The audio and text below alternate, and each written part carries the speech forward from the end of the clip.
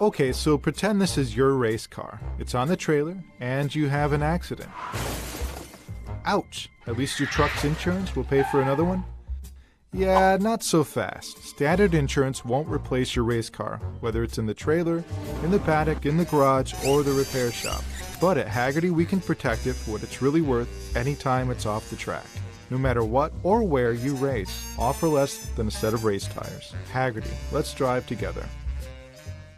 Hungry for SVRA action? Well, the best way to enjoy classic auto racing is with a delicious classic from Mission Foods. Green flag your race-watching snacks with Mission's mouth-watering race day recipes.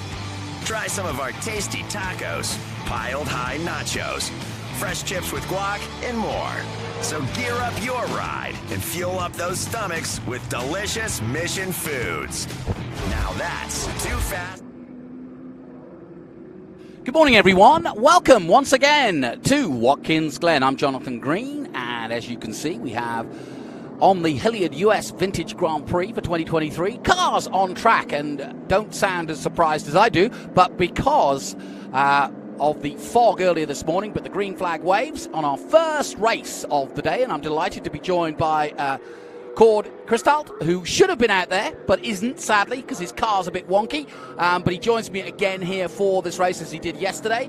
And I'm just going to let you tell me who you see, because we've not got everybody out there today, because obviously we've had a bit of a sort of a staccato start to the day, because we had fog in the morning. It's now quite wet out there with rain, so not everybody has decided to venture out. But anybody you see and recognize, let me know, Cord. But welcome again as we get ready to bring you the 2020 version of the Dick Mooney Memorial Race, which is Group 6 and Group 12.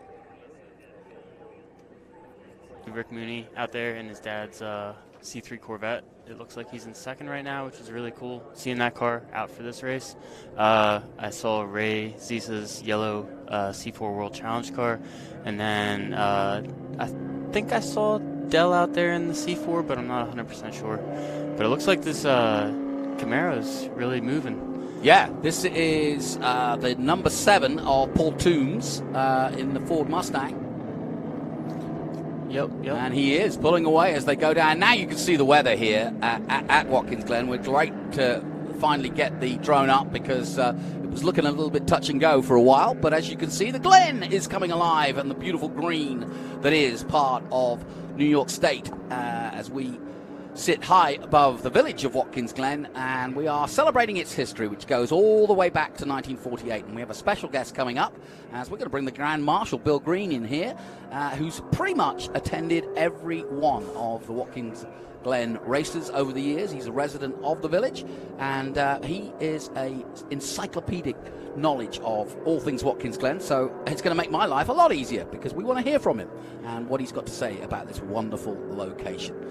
And I love this shot right here. You can see in great? the boot, all the fog that lifted all morning. The fog's been impending, and it kind of, pushed back a couple of these races. But, that's a beautiful car right there going into 9. So, Cord, I mentioned that you're not out there. What do you usually drive in Group 12, and what happened? Yeah. So, typically I drive a C5 T1 car, which is a Corvette.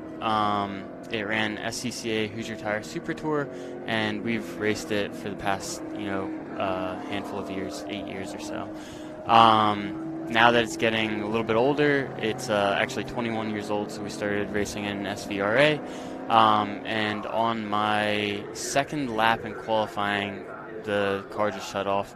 After a little bit more research the last 2 days, I think it might have been the mass airflow sensor. Okay. Actually went, and then the plugs got washed out. So we're going to take it home tonight, and hopefully it'll be ready for the next one. But I'm sure our audience would like to know, how hard is it to attend and keep up with all of the maintenance that you need to do to make sure that it's got, it's able to go racing? So the first and foremost thing is when we get home, the oil gets drained in all the cars. Right. Like, as soon as they're on track, I know a lot of people don't typically do that, but usually we don't have engine problems, and that, is definitely a huge portion of that. It's definitely a little bit more of a hassle and a little bit more expensive, obviously, with it has 22 quarts in the car, I think. But that definitely helps out the longevity of the life. you know, once we get it back to the shop, there's a big checklist of things to get it turned around for the next race. The T1 car is a little bit easier to work on than the C3 that we have, but that's only because it's just like a plug-and-play car, more or less. Welcome to the booth, Ben Sissel, my MG and all things SVRA expert. Welcome, Ben. Well, thank you very much. Look at this beautiful Mr. August driving there in that 199. Another Shelby, which, you know, now with the value of these cars, it's kind of crazy. But I do have to give you some props. So I was talking to Rick Mooney's sister and mom and the wife of Dick Mooney, and she said she has a lot of family members in the Pacific Northwest that watched our broadcast yesterday who are avid ESPN F1 viewers. Said you were absolutely brilliant on the commentary. Said, I need a lot of work, but you did a great job. So I love it. The good, honest feedback from our fans. That's all that matters. I love it. So welcome. Okay. Thanks for joining us. If we're going to pat each other on the back, I met the people from Customers Bank this morning. Nice. And I said, you know what? We've moved overnight. We have moved your sticks to get a better view at turn 11. And they were very pleased to hear that. So we've got Toombs in the front, and then Rick Mooney right behind him in that beautiful number 88 that his dad started campaigning in the late 90s. And then Scott Shadle, but this is the battle right here for third, fourth, and fifth, it looks like. And then I got to talk about Venditelli here that we're seeing. He's racing also with Blaze Chitta from Canada, a dentist, beautifully prepared car. And I got to give it to his crew because just yesterday he was having some problems with the rear end, maybe some half shafts, universal joints. So obviously they found some universal joints somewhere in the small village of Watkins Glen, and he's out there racing, doing really well. Oh, there's see plenty of history in those bombs. Oh, look at Andy, that. he got Customers loose Bank. too, yeah. Oh, yeah. Popping out there. I should have moved him a little bit further to the right. No. Well, I can move Joe if you like. Yeah, we can do that. Yeah, exactly. But look at this. So this is, and TV doesn't really do it justice on how wet the conditions are. It isn't actively raining right now, but the track is definitely wet. It's wet, yeah. You might call this a sunny British day. This is an absolutely glorious summer day in England. In fact, this morning I thought I'd just woken up in Snetterton. Well, and the problem with this condition is you can't put reins on the car, even though I'm talking about a 12A car that actually has real rain tires, because they just get too hot and get burned up.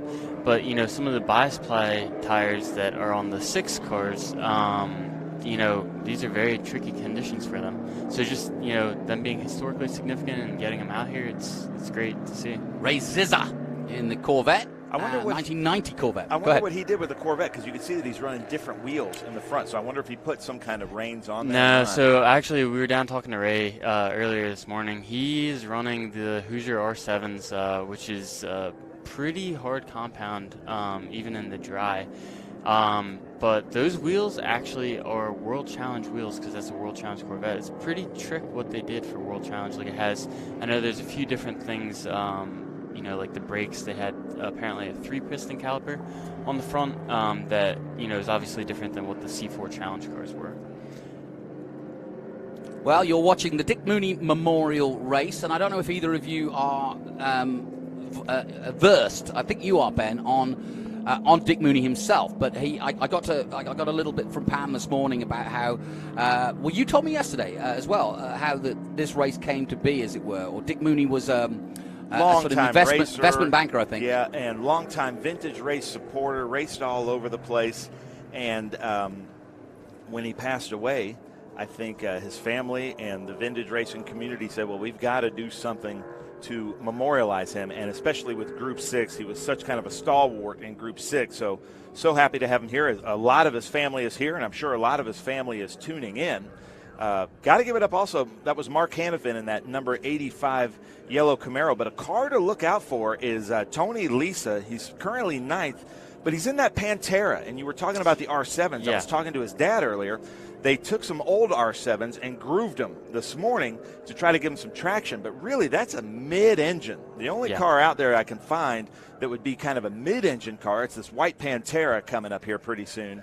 Yeah, you can see right there in the shot. Here he is. Here, but look for him to move up, because once he figures out where he gets the grip, that mid-engine balance is really going to help. But well, just seeing the Pantera out there is very cool. You know, how many Pantera race cars do you see? And my parents have had a bunch of De Tomasos. Like, I learned to drive a manual on a Mangusta. So, those cars are very, very brutal.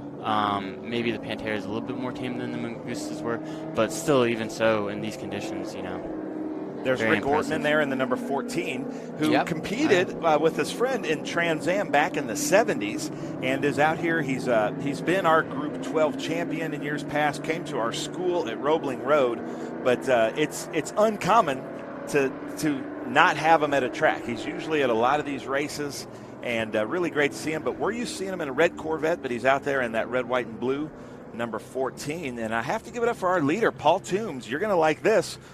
From England, out there, he races a Lotus 26R in Europe, and will be racing that at Spa in 2 weeks. Oh, wow. But right now, he's probably thinking this is a beautiful sunny day. I'm going to say this is a typical Spa day as well. He's out there. He's in the number 7 Camaro out there leading this race. So nice job, Paul Toombs. It's funny, actually, when you go to the Nürburgring and you go to Spa, both of them are up in the hills, especially the Eiffel Mountain one in the Nürburgring. And the joke is, if you can see the castle, we're going racing. If you can't see the castle, we're not going racing. So there's that Pantera we were talking about, the what I would call a mid-engine car. If you look at the back, it's behind the driver, but it is right behind the driver. Yep. And big American V8 and an Italian-looking car. I just love that. We're used to seeing them on the there's a spin. Spin there. I think that was Hannafin. Spins at the entrance of the carousel. So, like I said, Lisa's going to be moving up a little bit here. And then that's Del Bruce in that number 99. For those that, because TV does belie, the speeds, and, it's very hard to, understand the undulation, which we're watching right now, coming downhill. There's that spinner. But, they're pushing on. I wonder if trying to get that lock rear end going. Yeah, I wonder if he got on the curb on the exit there and just hit the paint and spun around, potentially. Looks like he's not trying to get back on track, though. Yeah. So maybe he might have broke something in the rear as well. end. Right. Yeah, Mark Hannafin in that 70 Chevrolet Camaro Z28. That's these conditions, again, back to how difficult they are. That's a very common thing, is if you get some lockup or some wheel hop on a downshift, you can break a diff very easily. Coming into the inside. Oh, yeah. And, it might look like right now these big American muscle cars are going really slow, and they are tiptoeing. Yeah. These are not cars that you want to have out on the rain, like Jonathan, like we've seen in the Trans Am races. Sometimes the Trans Am mechanics will pull 2 plugs just to give them less power, because it's so hard to put the power down in these conditions. And if you do just slightly give too much power, you just lose all grip and you just start spinning, which might have been the case for Hannafin. Yeah, absolutely. Well, these cars too. I mean, we talk about our Trans Am, but these cars have got equally powerful V8 engines, a lot of them. Now we're looking at this 19B, and I'm trying to look down. I've got 19A in front of me, but I can't find 19B. 19B is a De Tomaso Pantera of Anthony Lisa. This is just off the top of my head. They run a patent shop called Patented out of, I think, the Phoenix, Arizona area, but they usually race with us on the West Coast, but they were just with us a couple weeks ago at Summit Point. They run the Norma and this Pantera, but look at that thing. It is a beautiful Pantera. In fact, a couple years ago at Auto Club, I made I've always been looking for a carbureted big V8 to shoot the carburetor with a GoPro and shoot. And so I synced it up where there's a carburetor shot of, you can see the butterflies, and then you can see the front of the car. So if you check that out, I think if you go to our YouTube page, it's Pantera at Auto Club Speedway. You're going to be able to see how the linkage in the carburetor works. So it's really cool. Good knowledge, and great to, like you say, pretty rare to see a Pantera, right? Yeah. That's what took my mind. Immediately I was like, what's that? No, that's our car. No, that's the Mooney car. Oh dear. That's the Mooney car, and he's coming pulling out of over 8, there. Oh, I hate going to see 9. that. Yeah, man. Now there's our leader, Paul Toombs, in a new car to him. He's had it for about 2 seasons now. Bought it from Shannon Ivey, and that is a Penske prepared Shannon kind of modeled that after one of the Penske Camaros from back in the day with a few slight modern improvements on it. But that is a true kind of TA class Group 6 car. which is really cool to see. And he, like I said, he's from England, so this is nothing to him. Yes, exactly. Well, he's going to win in Watkins Glen. That's going to be a nice little accolade to take home, that's for sure. By the way, quick shout-out, talking to Group 6, to Scott Borchetta, recovering still from his injury from Road Atlanta, but putting on a fantastic event a couple of weeks ago for Trans Am, a few weeks ago now, a few months ago now. But, well done to Scott. Hopefully he'll be back in the seat and back in his Group 6 Corvette soon. Get well soon, my friend. Yes. The big Machine Music City Grand Prix in Nashville, my hometown. Such a fun event. So cool to have them there. You got to hang out with Mario Andretti and Scott Borchetta at the same time. That had to be really cool. Oh, very cool. Especially as he was complimenting his nephew on his good commentary. Yeah. So that was pretty cool. Look at the fogs rolling in now. Again. Oh, yeah, here we go. The drone is up in the clouds. Well, fog's not a problem. I mean, it's when it starts raining and lightning that it becomes a little bit of a hamperer to get up in the air. But these pilots that we've got are excellent. They really are. They do a hell of a job. I mean, think about it. They're not just flying. They're actually covering the race. Look, pretty cool. I feel really terrible for Rick Mooney. I'm sure that's not what he wanted to happen. Bad conditions, and there are a few what we call weepers there at turn 8 that go across the track right on the apex. That might be what happened. But his crew at Stuart Black and out of Iowa, I believe, really do some great work. So that car will not be out for very long, knowing Stuart Black and everything. But you can see some of the little weepers and some of the standing water there. And if you get up on the curbs, it's even worse. I was going to say the gators typically have a bunch of water in them. So if you get up on that and then a painted surface, it's very easy to get loose. Well, coming up on the checker, John. Yeah, I'm going to say, to be honest, if you're in the area, you'll know how heavy the rain has been overnight and over the last few days. I saw pictures of Pennsylvania this morning, and it was flooded to all heck.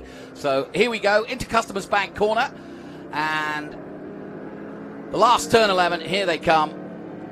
And it's the Englishman, Mr. Toombs, Paul Toombs, in his Chevrolet Camaro SS from 1967, taking the checkered flag here at the famous Watkins Glen, as so many before him have done, as we celebrate the Dick Mooney race, the Memorial Dick Mooney race for Group 6 and 12A. Sadly, unfortunately, the Mooney car not making it to the finish, but he's parked it up quite rightly.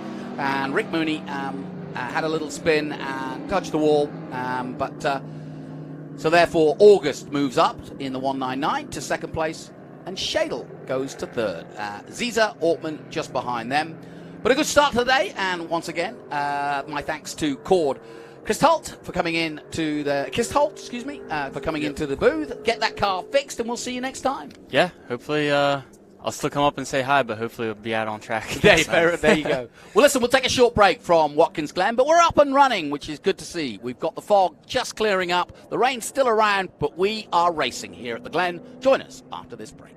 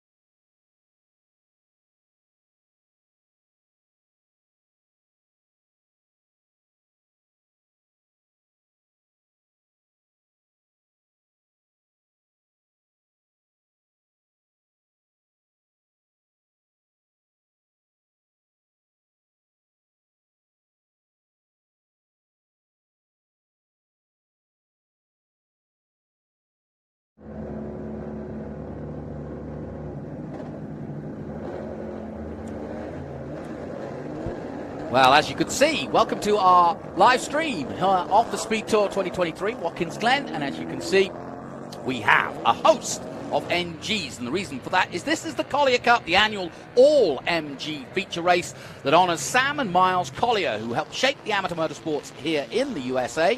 And, of course, the future, therefore, of Watkins Glen as well. And in 1985, at the blessing of Miles Collier Jr., SVRA established the Collier Cup. And we celebrate that legacy today with a host of MGs. And I'm delighted to say I've got an MG expert, but more than that, I've got the actual Grand Marshal of Watkins Glen this weekend, and a man who has literally been to most, if not all, of the Watkins Glen events since 1948, when he was just a tiddler of, 8 years old. Bill Green has joined us here in the booth. And Bill, thank you, first and foremost, for being our Grand Marshal this weekend. But what an honor to have you here, and what an encyclopedic knowledge, just listening to you off air, we've got. Tell us, first of all, about the Collier Cup, if you can. Well, there's 2 Collier Cups. There's an SVRA one, and then there's an SCCA one. But we'll turn back a little bit farther to 1948. Miles and Sam came to Watkins Glen with their MGs, and they joined SCCA right there in the old Jefferson Hotel lobby, so they could run. So they managed to race in the 1948 race and finish fairly well. And then in '49, Sam drove Briggs's supercharged MG, which Heck Cassan drove in 1948, and Miles brought the Arden Alligator and raced it. What's an Arden Alligator? Well, the car started out as a Riley. Okay. And it ran an ARCA. And then eventually, it did not become it was a nickname, but it was a Ford Riley engine, had a Ford engine, flathead, And so it raced as a Riley in ARCA, and then the Colliers had it, and they had it in a garage down in Florida, and they after the war they built it up as the Arden Alligator, and it was red in 1949, and so Miles drew a fairly good grid spot. You realize in those days there was no official practice because you could close the roads only one day. But you could race with the seat of your pants if practice at night or during the day in traffic like they used to do in the mini. Yes, that's right. And so anyways, they got off. He had a poor start. But anyways, that year you had a mandatory pit stop. You could just go put your fuel hose in there and then take off again. Well, anyways, Miles had gotten up there pretty good, and Briggs had the Ferrari that Sam would be killed in or die later that day to race. And it was quite a contest for a while, and as they got down to halfway through the race, Miles pitted and got away, and then eventually caught up with Briggs toward the very end, and they went at it, and they came around on the last lap, and down they came Subin Street Hill to Milliken's Corner and through, rounded the turn on the 4 corners, and right in front of the post office, Miles went right by Briggs and won the 1949 Watkins Glen Sports Car Grand Prix. Yeah, and I was just reading up. I got some notes here. Talking of MGs, they finished 3rd through 10th in the 48. They sure did. So MG was popular, or was really making a name for itself here in the USA. Yeah. I know, obviously, the brand from the UK. I've seen them a million times, but I hadn't realized just how post-war how popular they had become as a racing, car. Cameron Nargensinger had an MG. The Colliers brothers had an MG. There was Denver Cornette had an MG, and so did Otto Linton. It was a J4 with a blower, and you could hear him for miles away. That's awesome. So we've got Andrew Moore in an MGB out there leading in Group 3, the beautiful green MGB. I actually saw Andrew just Friday night at the downtown parade. Longtime racer here with us in vintage racing, and in that true to form British Racing Green. Then behind him is Richard Zepkowski in an MG Midget. Got a pass on Dave Nicholas, one of your friends, one of the Bark Boys. And speaking of the Bark Boys, I saw that Joe Turno now has his own brick in the Walk of Fame here in downtown Watkins Glen. We put him in this year. That was a 3-year delay due to COVID. Yeah. All right. All 6 of those guys, individuals, Joe Turno and Smith went in. They're Bark Boys. That's cool. So they're all coming into turn 8. There's a big group of them coming into turn 8 right now, but there is Richard Zepkowski, beautifully prepared MG Midget with that chopped racing windshield that was an option back in the day for the MGs. See, one of the cars is missing in this race is 029, which belonged to Spanky Smith, and Bob Booker drove this. And in 1957, he won the Seneca Cup, but in 1958, he won the Seneca Cup in the Allard again. And then, as John Duvall said in his article, he says, then Rapid Robert rode again. He and Sherm Decker, which were good buddies, both cars were tuned by Sherm Decker, went at it and came out of the last turn side by side, and they raced clean, but Booker beat him. And Mark Booker's here, his son. Oh, that's cool. And you know, Joe Turno at one time owned 029. Yeah, I believe that car was the last car to ever win on Sunday at Lime Rock. Probably.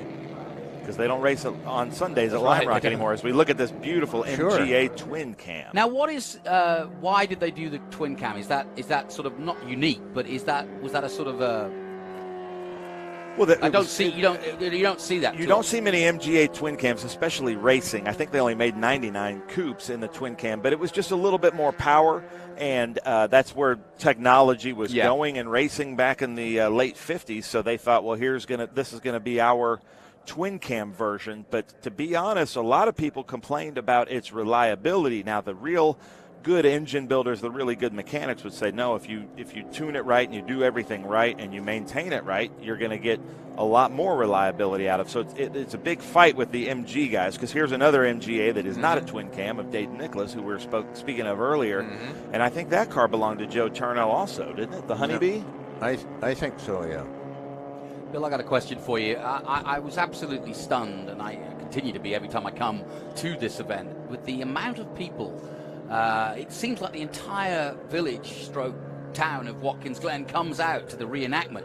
Has it always been that way? It has. Always been that popular? If you were down there in the days they ran through town, it was easier to go around Watkins Glen because it took you a long time to come down Main Street.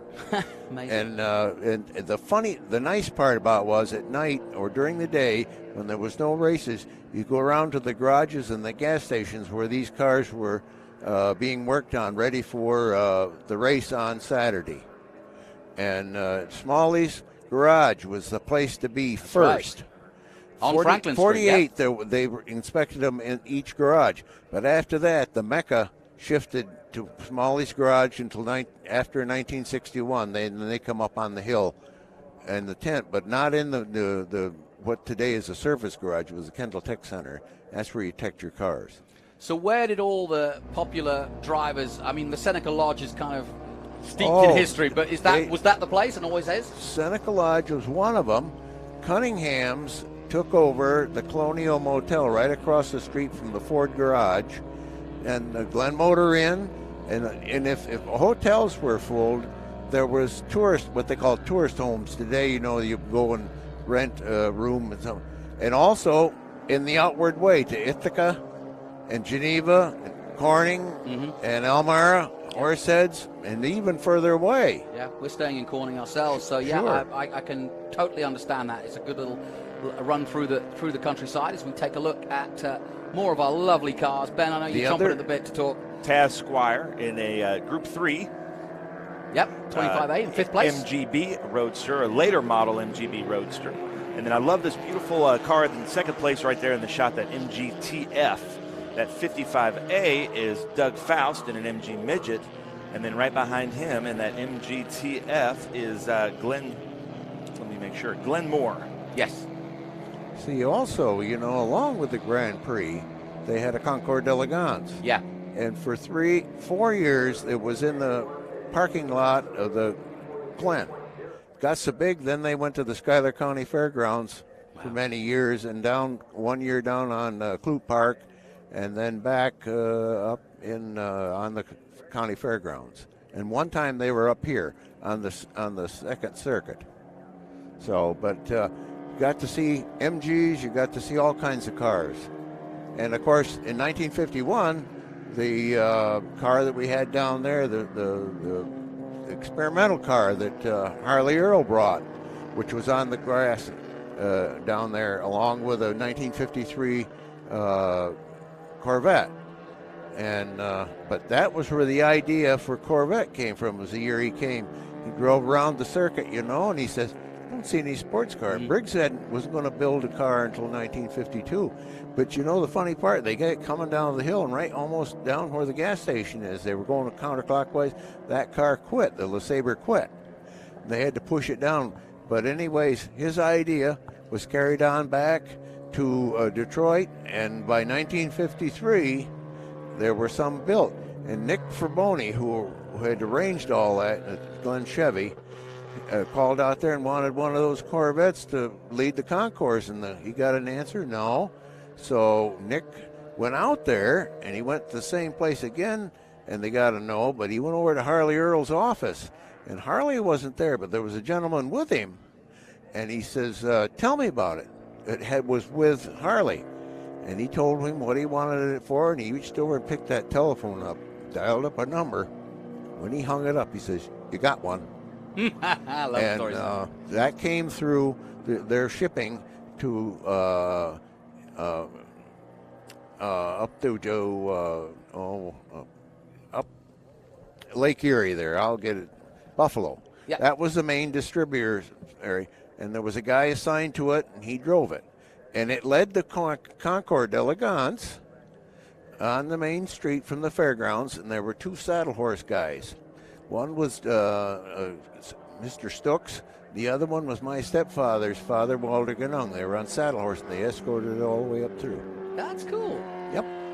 So you could almost argue that the beginnings of the Corvette were here.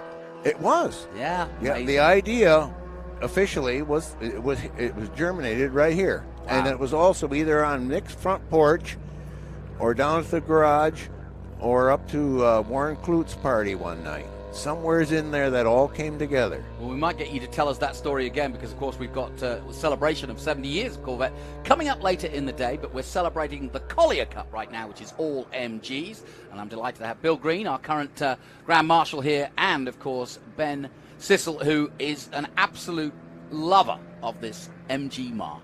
You can see he's got the no headlight rims there, Mark Brando, who was at Lime Rock last weekend for the MG celebration, and I think a TC or a TD, and he's the 106. My friend Carl George, Chief, out of Zapata Racing, had to go home. He was here earlier in the week in the 107 MGA, but he had some problems with some piston rings, which is pretty common in the MG. But the MGA just has some of the prettiest body lines. He had a great time at Mark in the 106.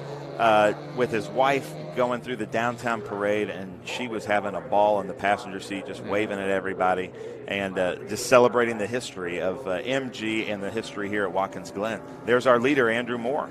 Yeah, Andrew Moore leading, as he has right there. Zabowski in second place, and Holiday. How do you say it? Holiday? Yeah.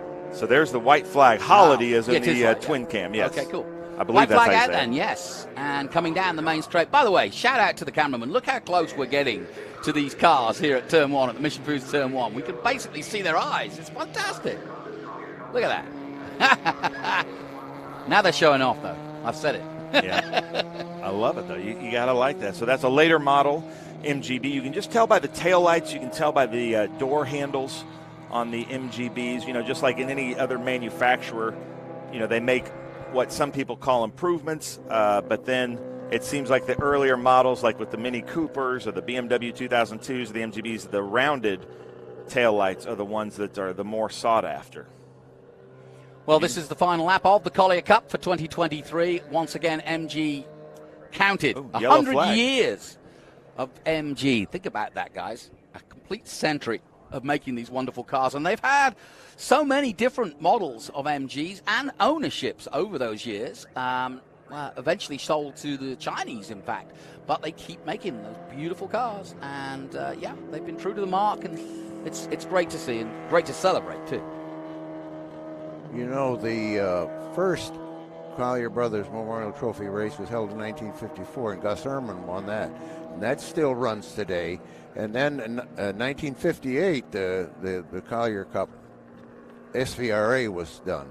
And Joe Tierno happened to win it. Now, this is not the overall cup. This is when they vote. They vote right after that. And so several of the other fellas have won that by being voted, but the overall one is another trophy for the, which eventually, and also Denver Coronet won, was awarded that by votes in the TC, which he rolled over into the Glen. They said, "All right, is he all right?" And he said, "Blank, blank, you roll this over, I'm all right." And he had 2 bent wheels. He borrowed one from Briggs Cunningham. He had his spare. Went on to finish 9th overall. Wow, great story. Again, you're listening to Bill Green, the Grand Marshal and the true historian of Watkins Glen. Since 1948, they've been running cars here in this part of the world, in the Finger Lakes, and long may it continue. And we're delighted to be here today to celebrate the Collier Cup. And we've got the Governor's Cup coming up, and we've also got, of course, TA2, Current Day Trans Am 2, our big headline event coming up. But here's your leader and winner coming to the last corner, Customers Bank, and taking the wheel very nicely. And the conditions not very easy for these cars. And there's the checkered flag, though. Moore wins it, Holiday in second place, and it looks like Nicholas is going to take third at the finish. But a strong lead, and good job done. Waving to the cameras there at Mission Foods Turn 1. We did have Richard Zipkowski go off track just outside of the Big Machine Vodka Spike Coolers inner loop. But another great Collier Cup here. Unfortunately, it seems like it keeps raining on Sundays when we're here. Last year we had the Bugatti, as you remember, and the Collier Cup and the Governor's Cup all in the rain. Listen, I'm telling you, when you see what's going on around us in Pennsylvania and New York to the east, and very close racing in the closing stages. We could have a twin cam versus a regular. Well, this is for the podium. 16:22 as Dave Nicholas hangs it out. Yeah, this is for the podium. Let's see who's the faster A. You can see Dave Nicholas's has the later MGA with the 2 headlights. Here we come, coming to the last corner then, Customers Bank, and it's second and third. Very close indeed, just what we wanted, and looks as though Holiday's going to hold on in that beautiful twin cam car. And he's just got take the checkered flag, and he's got it, and that's how it's going to finish. Holiday will be second, and David Nicholas, though, in the 76, pushing him all the way to the finish, just what we wanted to our finish here in the Collier Cup. My thanks to Bill Green coming in and the Grand Marshal this weekend. I'm sure we'll speak to you later. We're going to get some Trans Am action coming up soon. And my thanks again to both Ben Sissel and to Bill Green coming in here. And we'll take a short break from the action here in the Collier Cup. Stay with us on our live stream. More action to come, and we'll be live on MAV TV. Yes, I won't venture far away. I'll be out here.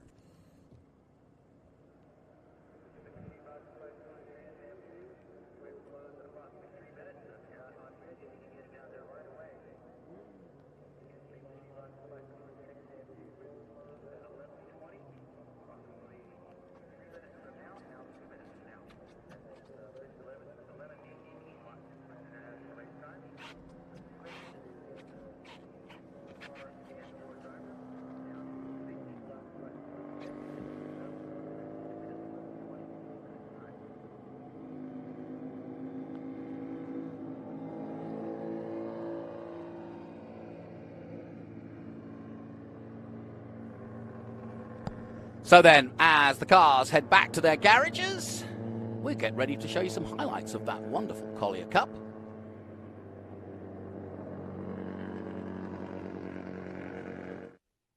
And here they are. So we got underway, and immediately Andrew Moore taking the lead in his MGB.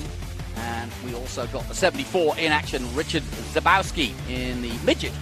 And then the beautiful 51 of Jim Holliday, who had a real battle on his hands in that MGA twin cam right at the end there.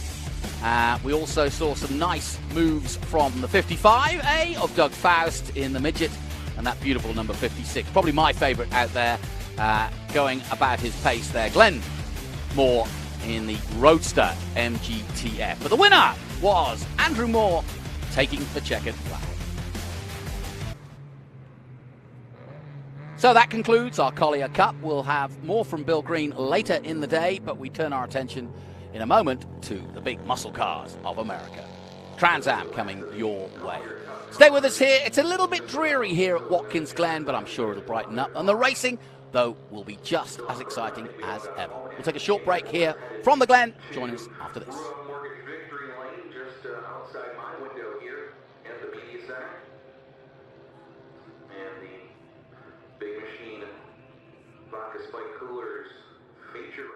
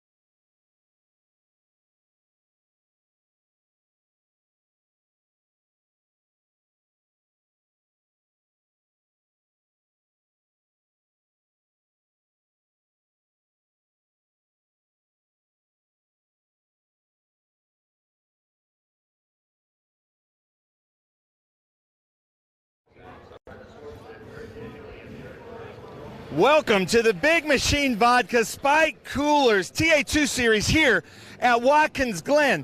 Big stories here, Jonathan. I hope you're paying attention because this is going to be a little bit crazy today. The weather is definitely iffy, and if you know anything about Watkins Glen International, it's like a microclimate up here. It changes. Connor Zilic on pole because we had to abort qualifying yesterday, and it went by practice times. You can see he's on the Pirelli slicks, the P0 slicks. But the other story is going to be who figures out the defrosting of the windshield. So you can see he's going like with the 80s rear window defroster here up in the front.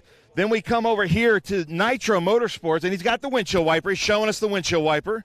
And right now the wiper's working, Connor Zilic. So he's in this beautiful number 7 silver hair.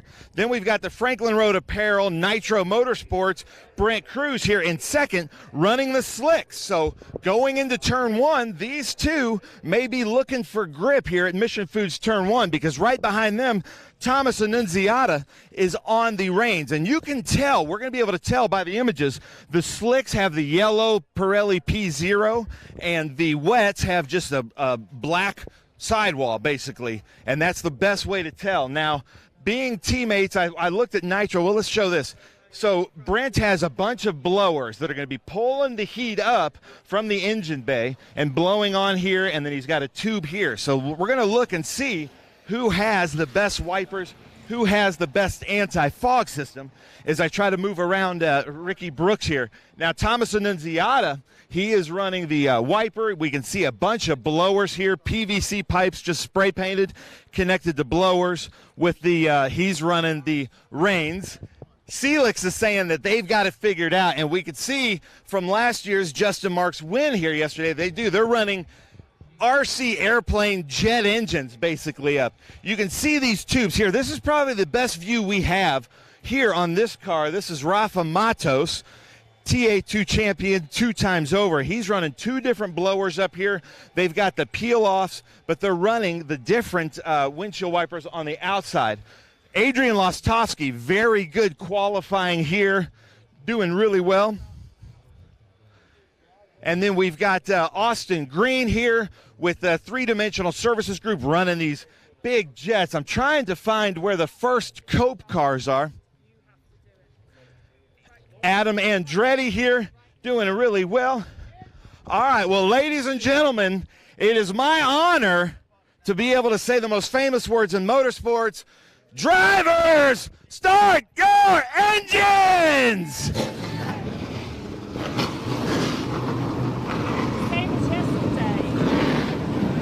Were we on time?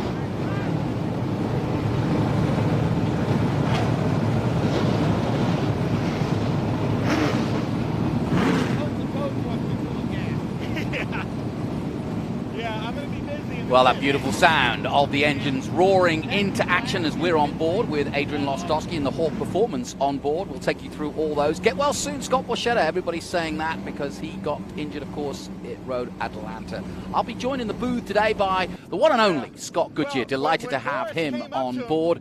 And we are about to go racing in TA2. Can't wait for this one. We welcome our viewers on MAV TV across the United States and around the world. I'm Jonathan Green, and alongside me, Scott Goodyear. You join us here at Watkins Glen in what could be one of the most interesting races of the year because we have been struck by weather throughout the weekend. Luckily, not as bad as some people further to our east and west. Thankfully, Pennsylvania absolutely flooded, New York City, but here in the Seneca Lakes or the Finger Lakes of Watkins Glen, we've got rain and we've had rain, and you can see it's still wet out there, which also makes things interesting. But the other big story is we weren't able to run the full qualifying yesterday simply because it got too wet and too foggy. They were due to go out. We did get one group out, and they did their qualifying session, but the second group didn't get to go out. So what we decided to do was take the first practice practice sessions, and that's how we got this grid, and here it is. So Brent Cruz alongside Connor Zilic are two young guns going head-to-head. Can't get any better than that. Rafa Matos, two-time champion, and Annunziato is row 2. Austin Green and Lostowski on row 3. Robert Noaker the third, and Adam Andretti on row 4. Boris Said Jr. on row 5 with Evan Slater. Great to have Evan Slater, the 17-year-old, back after his crash at Detroit. Goitberg, Mock, Mayer, Hearn, the Australian, Caleb Bacon, then Dylan McAvern already out in the historics already earlier in the weekend on row 8. Then it's Thomas Merrill, and that's the big story. Thomas Merrill, second in the championship, and our current champion lining up all the way down on row 9. Jade Buford alongside him, Doug Peterson, former Trans Am champion, and Josh Sargé.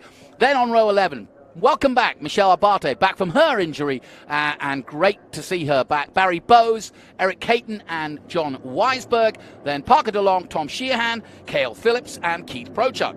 Bruce Nesbitt and Doug Winston, huge field once again here. Jim Gallagher and Bruce Raymond, they're on row 16. Richard Rook and Ty Young. Chris Durbin, who had an oil issue that curtailed some of the practice earlier in the weekend, so not a lot of running time this weekend for these guys. Thad Moffitt is way down on the 18th row, and Luke Rumberg. So we're going to expect to see Scott Goodyear, a lot of guys coming through, and especially I'm thinking Thomas Merrill as we look at some of the oddballs. Here's Austin Green with our three-dimensional services group. My mind right away, Jonathan, is the unknowns and patience. The unknown because the guys weren't on the track yet this morning. It has been changing. We watched some of the SVRA stuff running earlier this morning, and some of the guys were doing a good job. The guys that got on the curb, on the exit, picked the back end up and swung the car around and ended up into the barrier. These guys are professionals. They know better, but sometimes you're in a bit of a hurry, and that happens. A car will slip and slide around, and the big thing is patience, because even though you're back at 18th, a lot's going to go on. It's a long race today. There's going to be yellows. Guys are going to make mistakes, and you don't get it all done the first lap of the first turn. Well, we'll be on board with Jay Buford in the Big Machine Vodka Spike Coolers on board. We also saw the ASIO data of Barry Bowes. So we'll be bringing you every angle we can. We'll also be on board with Evan Slater for Showtime, the Franklin Road team. Great to have him back. He's been out since Detroit, so that's June. We were both at that event, and so it's a long time out for young Evan Slater, but he says he feels absolutely great and fighting fit. He's been doing some track time, but only in a road car, and we'll also be on board with Rafa Matos in the three-dimensional services group on board as well. And so, an important race for Rafa Matos, who is chasing down the title himself. At the moment, it's Brent Cruz who leads the way with 7:74. Thomas Merrill is second with 7:49.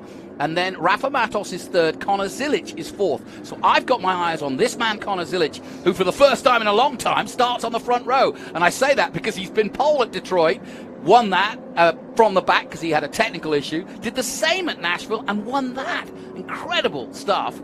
But the Big Machine Vodka Spike Coolers TA2 Series, round 10, about to get underway.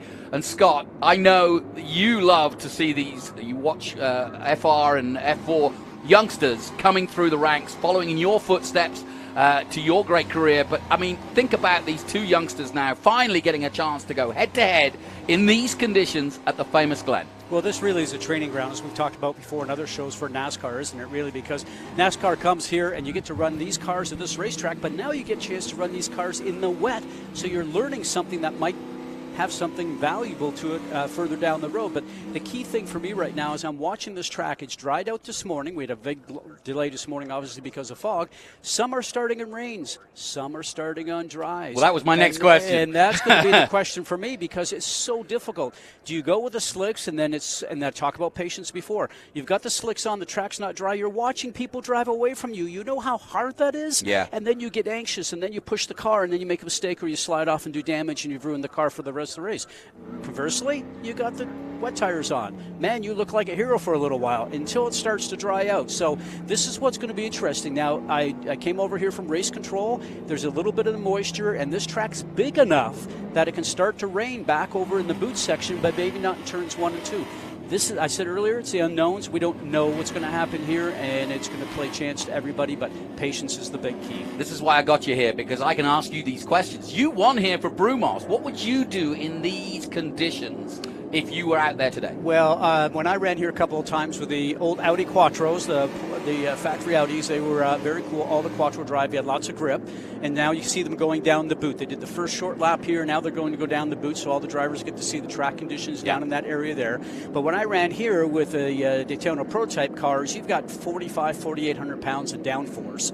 So it certainly helps if the track's wet. It certainly helps if there's some water going across the track, which this track gets when it starts to get really wet. So that's what we'll be watching out for. I'll be watching to see how much rain comes down. I can tell you at that point where those little rivers are. Yeah. These guys don't have all that downforce, almost 5,000 pounds of downforce. So like I always say, it's up to the driver in these cars, because these things are just brute horsepower and raw driving talent. 4 rounds to go in the 2023 championship, and this could be a pivotal moment, an hour of racing. 100 miles ahead of us, but these conditions are tricky. Guys, I've just found out, silver hair, both young drivers, that's Connor Zillage on the front row and Ben Mayer, his teammate, are on slick tires. We found out that the Cope cars are running wipers on the inside of the windshield. Good idea. And Scott Lagacy's team, SLR, has film on the inside of the windscreen designed for shower doors.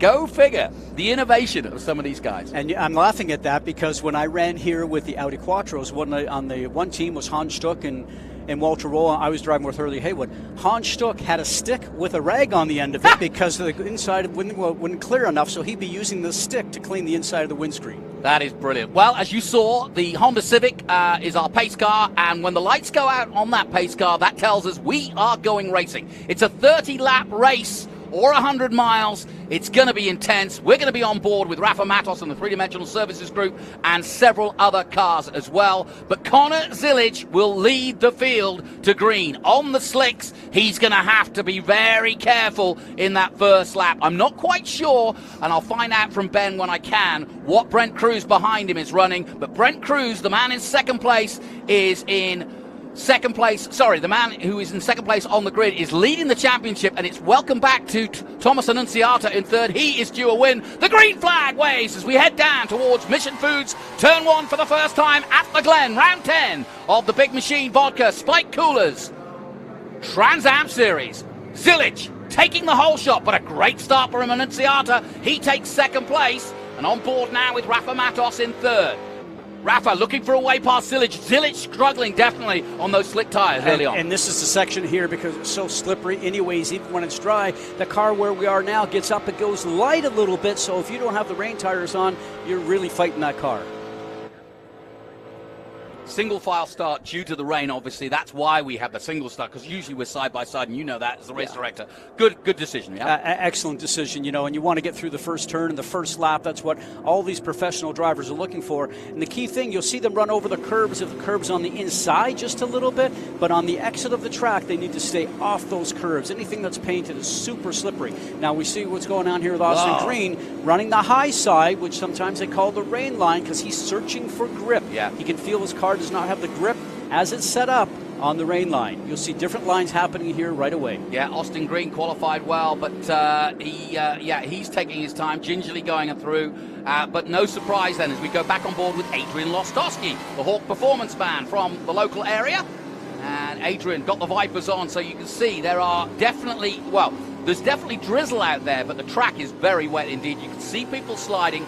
And Scott, the undulations here, where would you be worried about where the weepers stroke water would be? And they're coming through, as we see this right now, we're going to end up coming up the hill to 9, coming through 8, the entrance to 8. Sometimes there's something there. Sometimes if it rains a lot, there's something in the bottom of 8 to 9, which we don't see right now. And they should be good all the way through. They're coming out of 1 towards 2. Sometimes there's some moisture coming along that area there.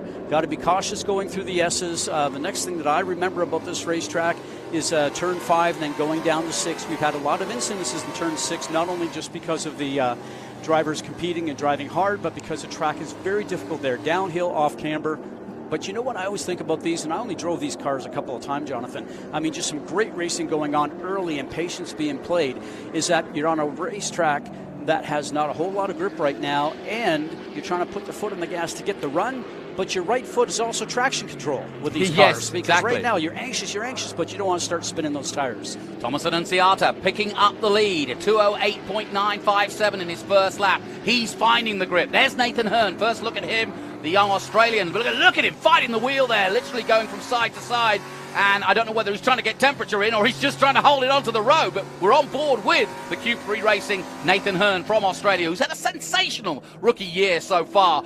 Perhaps set his expectations a bit higher than he expected, because he came in last year at COTA and immediately got 4th place. But from there on in, it's been up and down for him this year. Look at these conditions. This is so interesting to see how Zilic is dealing it with on those slick tires, but he's still out there and he's still going well. How about this? Caleb Bacon here in the 18. He's one of the new men to the series, and look at him all over Connor Zilic, the young 17-year-old. But look at the gap that Borisset Jr. actually pulled once he got by, because obviously his car is working well.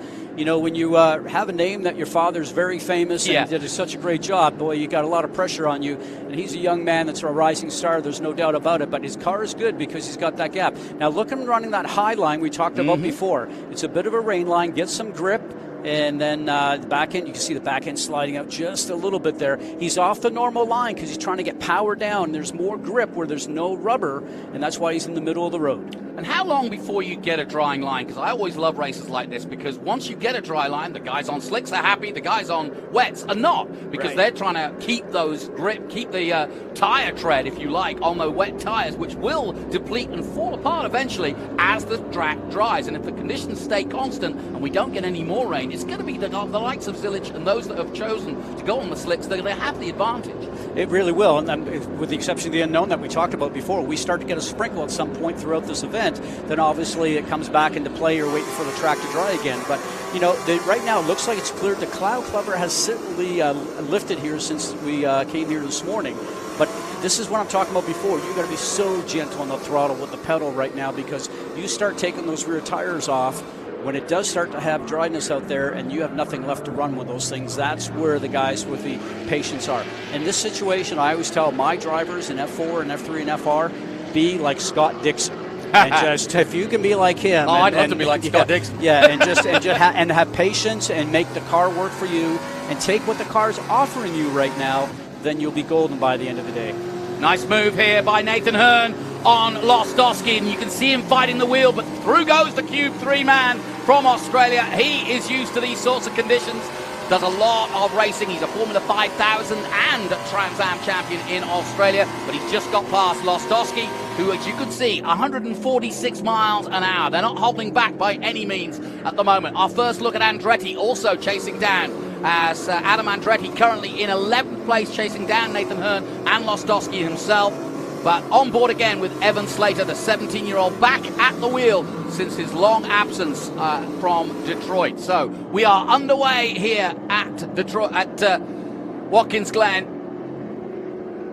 And Johnny, you were talking about speeds. That was only 10 miles an hour short of what they were generally doing, because usually going down the bus stop, it's about 157, 159 miles an hour. And the apex speed, I noticed, was only about 6 to 7 miles an hour slower. That tells me the track is starting to get some grip there. So the guys with the slicks, if it doesn't rain again, they're going to start to pay some dividends here shortly. Now, one thing I need to explain, because if you didn't hear at the top of this, we went off practice times, not qualifying. We didn't get a full qualifying session in last night because of the rain and the weather and the fog. And therefore, oh, there's somebody going wide. That's a good example, as we were on board with Lostowski, of what can go wrong. Merrill, I was just about to introduce him, has got through on Barry Bowes by the look of things. Andretti's waiting to go past in the 41 car as well. Merrill getting sideways. And it's Goikberg, I think, who's just ahead of them. So it was Goikberg who was out of shape there. Evan Slater's in on the game too. Here's Barry Bowes in the ASIO Data car, the number 32. He's a little further down, but what great racing. And that was a mistake by Goikberg there for a moment, and that's allowed both Merrill to come through. So Merrill started 18th, and of course second in the championship. If you're wondering why he's so far back, it's because he had to start from his practice time, expecting to do qualifying, not worried about where he was. What's going on Merrill's car as well? Is that the wipe or a heater maybe?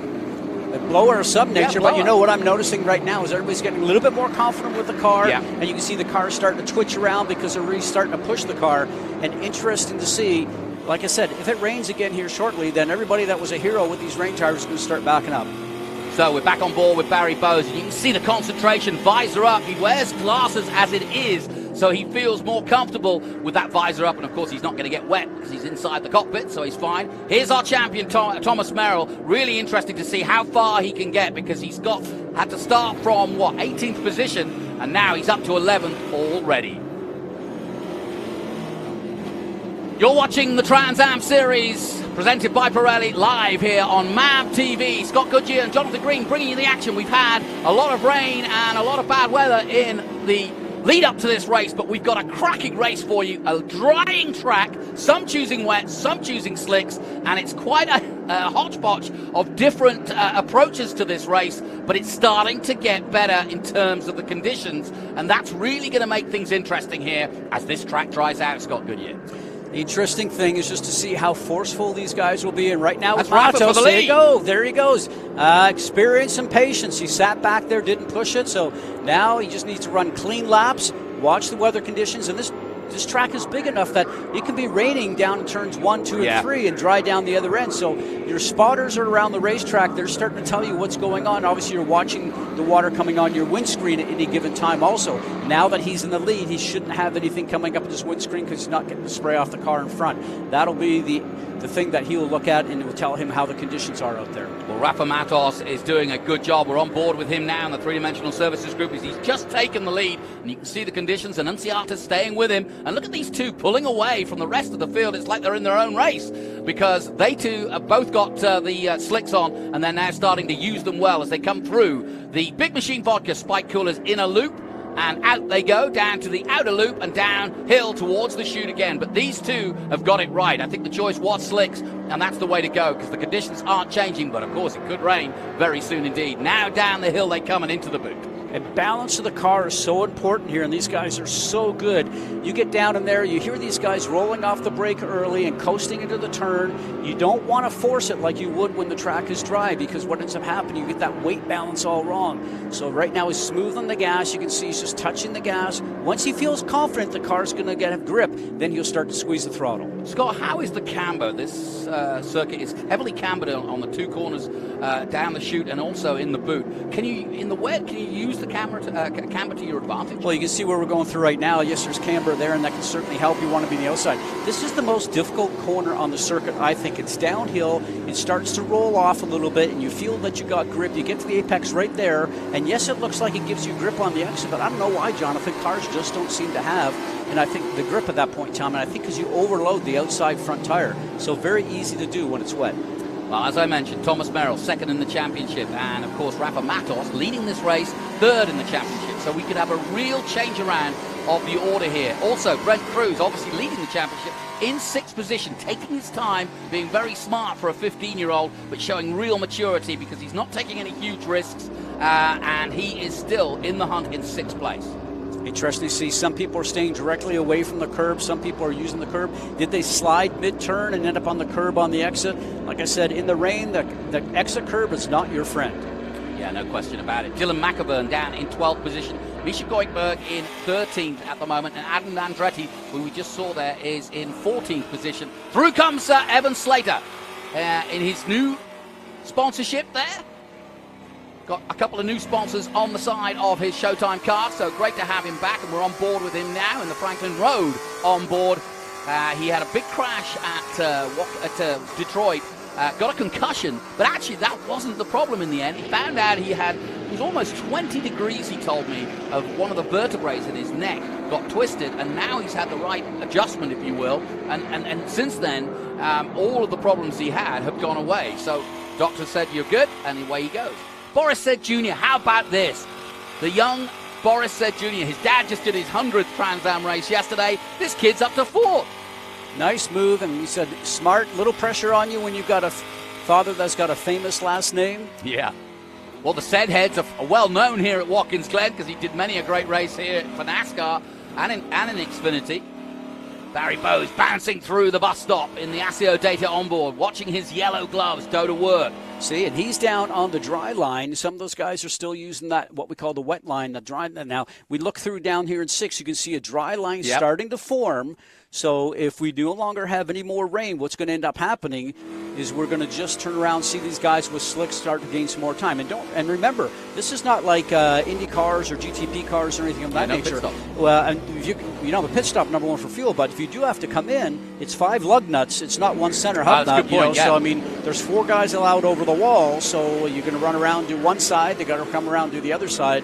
It's going to take a while to get the tires changed over. Austin Green, son of former Xfinity champion David Green, so another heritage to be looked after there. The flag's waving there to give them the warning. And I think this race is going to turn many times before we get to lap 30. Boris Said Jr., here he is, the highest he's been up in, I think, since he started racing in Trans Am. Back in the three-dimensional services group, having had 3 or 4 races with the Nitro Motorsports group. But the reason why he had to leave the team, or at least go and race with Nitro, is that they had several crashes at Detroit. You were there, and including Rafa Matos going off. That was his worst result, a crash at turn 1 at Detroit. And so Rafa trying to rebuild his championship. But this is great news for young Boris Said Jr., who is like a sponge at the moment, learning everything he can from the likes of Rafa Matos. Jay Buford now for the big machine Spike Vodka coolers. On board with him. And by the way, good to see Scott Borchetta and the Xfinity team that he runs getting through to the playoffs this weekend as well. So congratulations to that team. Jay Buford, though, going on and getting through on the 95. It looks as though he's going to make that move. Yeah, it went and very smartly done. Got up beside him, presented himself so he had at least out of space in the corner there, and carries the speed through and gets the pass done. So that's a nicely done. Having patience and not rushing it and causing any damage or bumping into each other, as we say, door handle to door handle, and you're not disturbing your car and having anything bent fender-wise. And Scott, I just want to introduce one of our top drivers who's not racing this weekend, but Tyler Casera joins us here in the booth, and I know you would love to be out there right now. This is just your kind of weather, isn't it? This is my home track.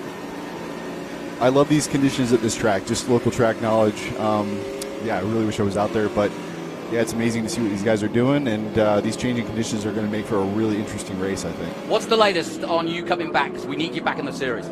Yeah, I'm working hard. I mean, I'm here, obviously, trying to beat on everybody's door, trying to get back in the seat.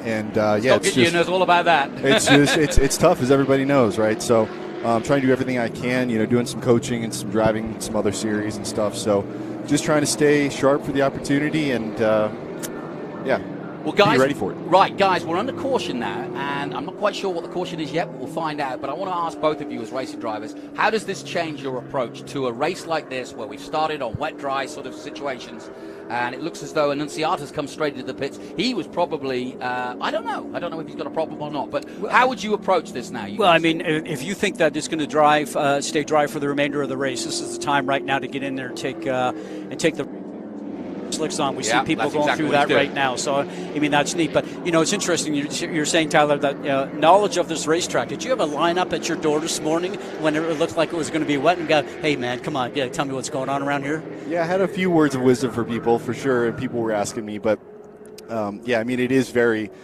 tricky in these conditions, but this track is unique with the surface that it has, the pervious pavement where the water drains out of it, and it's got a really sharp aggregate, so it's got a lot of grip in the wet.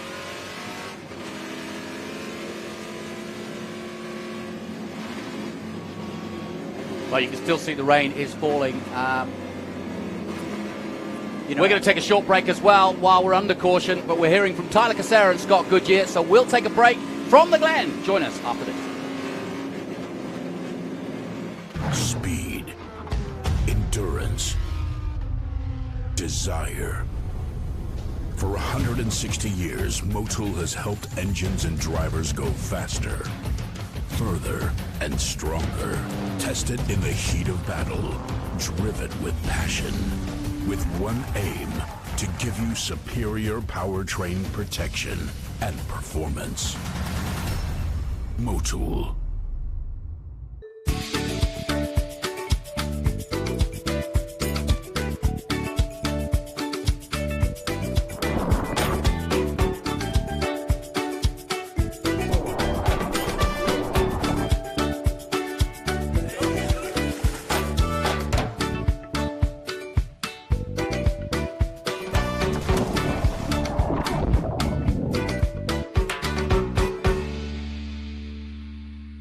As manufacturing problem solvers who navigate design complexity and compressed timing, the Three-Dimensional Services Group offers 7 facilities with over 500,000 square feet of dedicated, on-demand manufacturing floor space.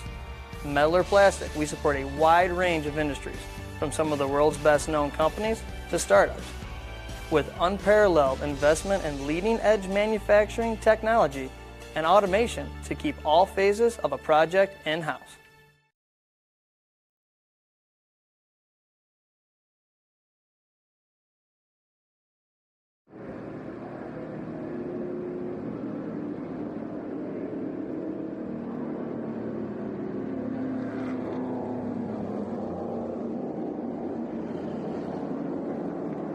Welcome back to our coverage of the Trans Am Series presented by Pirelli. We're under caution here in our TA2 Spiked Coolers Vodka Trans Am TA2 race, and it's Matos who leads by 1.7 seconds over Annunziata, but Cruz, just watching, has made his way to the front as Zilich is up there, because here comes Matos. So, guys, it's all happening. Matos is in, he's changing to slicks as you'd expect.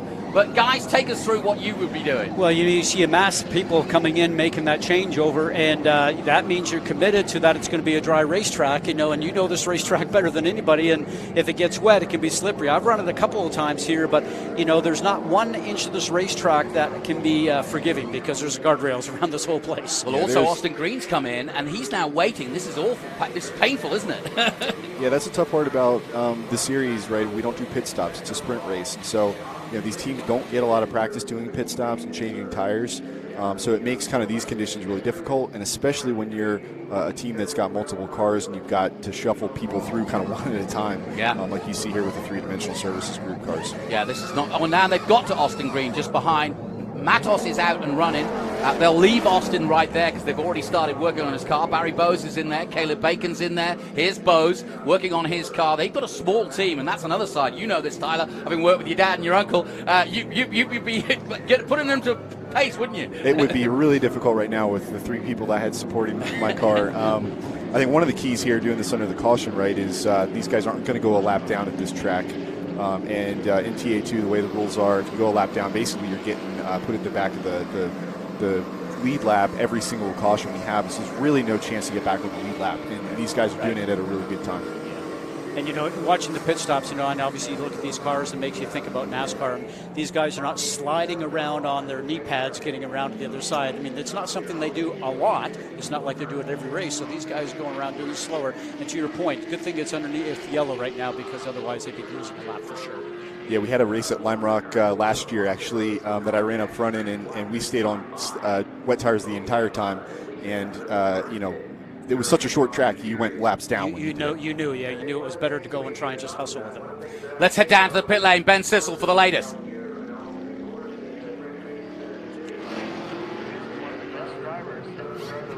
Hey, thank you. I'm here at pit road. It has been very active. You can see some of the crews cleaning up some of the lug nuts. From just off the top of my head, the nitro cars, Thomas Annunziata, Darren Mock, and Michelle Abadi came in and went to our regular slicks, Pirelli P0 slicks. Then Keith Prochuk, he came in. Jim Gallagher came in. We've got Cale Phillips down there in the red car with Nitro Motorsports. He came in. Thomas Merrill is still out there on the reins. Then we had Barry Bowes come in and change to slicks. Luke Rumberg, Bruce Raymond, I believe, Caleb Bacon. So we're going green. So, Scott, I hope you can tell everybody what just happened with all these pit exchanges and tire changes. Back to you, gentlemen. Well, some are leaving, I think, and getting ready for the start and feel very confident. And some of them are going, maybe I should have done it. Yeah, exactly. Just a reminder, we're going green this lap, and it's going to be Connor Zilich leading the field from Brent Cruz, Austin Green, Nathan Hearn in 4th. Noah Aker up to 5th, and Rafa Matos down to 6th after that pit stop. Away we go then. Zilich heading down to Mission Foods turn 1. Austin Green jinking on the inside. Doesn't do it. Here comes Merrill as well. He's come into play in 7th place now. A brilliant run so far from Thomas Merrill from 18th on the grid, now up to 7th and back in the hunt. Yeah, look out for Nathan Hearn right there in the Q3 Berryman car. I mean, he came from pretty deep in the field here, and I think he's up to 4th or something. So he's look for him to move to the front. The one that's lost out is, of course, Boris Said Jr. He's had to come in, it looks like. But look at this, wheel-to-wheel racing. Austin Green makes his move. And you see now the track is just starting dry. You see a little hint of dryness there and some lightness coming up. So that tells you the track is going to continue to get better. See the guys starting to feel confident using the curbing on the inside right now. They won't use it on the outside, I'm sure, maybe throughout the whole event here, because it's still going to be slippery and wet. This is the corner, I don't know about you, Tyler, but I always found this, even running in the Audi Quattros and the GTP cars, 6 was, for me, was always the most difficult corner. You try to want to rush it, and it just doesn't grip. There's really not any good references either getting in there. It's kind of the same with turn 9. It's all feel, and you just have to have the reps to do it, and consequences are big. But yeah, you want to rush it, it seems like, and making a little bit of a later apex helps you kind of get that run down towards himself. Guys, is it just me, or is this just brilliant watching Nathan Hurn do his job? This is fantastic stuff. He gets past Austin Green, and look at him fighting that wheel. Oh no! The champion spins at the Glen! Merrill goes out of contention from 7th place, having done all the hard work. He spins round. And what a shame. And pointed the wrong way, too. I know. Lostowski on board with the Hawk Performance man as he tries to make his move too, this time on the 80. Yeah, it looks like there's still a lot of moisture down at the curbs and kind of close to these apexes, so these guys are having to run a little bit offline, but you know, Zilich and Cruz, they had the advantage there before that caution of getting some experience, whereas these guys that just switched, they're having to figure it out. Look at this, 5-way battle, Slater at the back of it, Andretti in the middle of it, Bose to the inside. Everybody looking and jostling for position. Great racing, and Richard Noaker the third, right in the middle of it in that number 80. They go past him. Slater's got past. So has Andretti. This is going to be a cracking race, guys. 10 gone of the 30. There's a long way to go in this, but now everybody's on the tyres that they want because they've had the choice to come in. And whoa, what was that in the background? Somebody's signage or some part of a car has come off.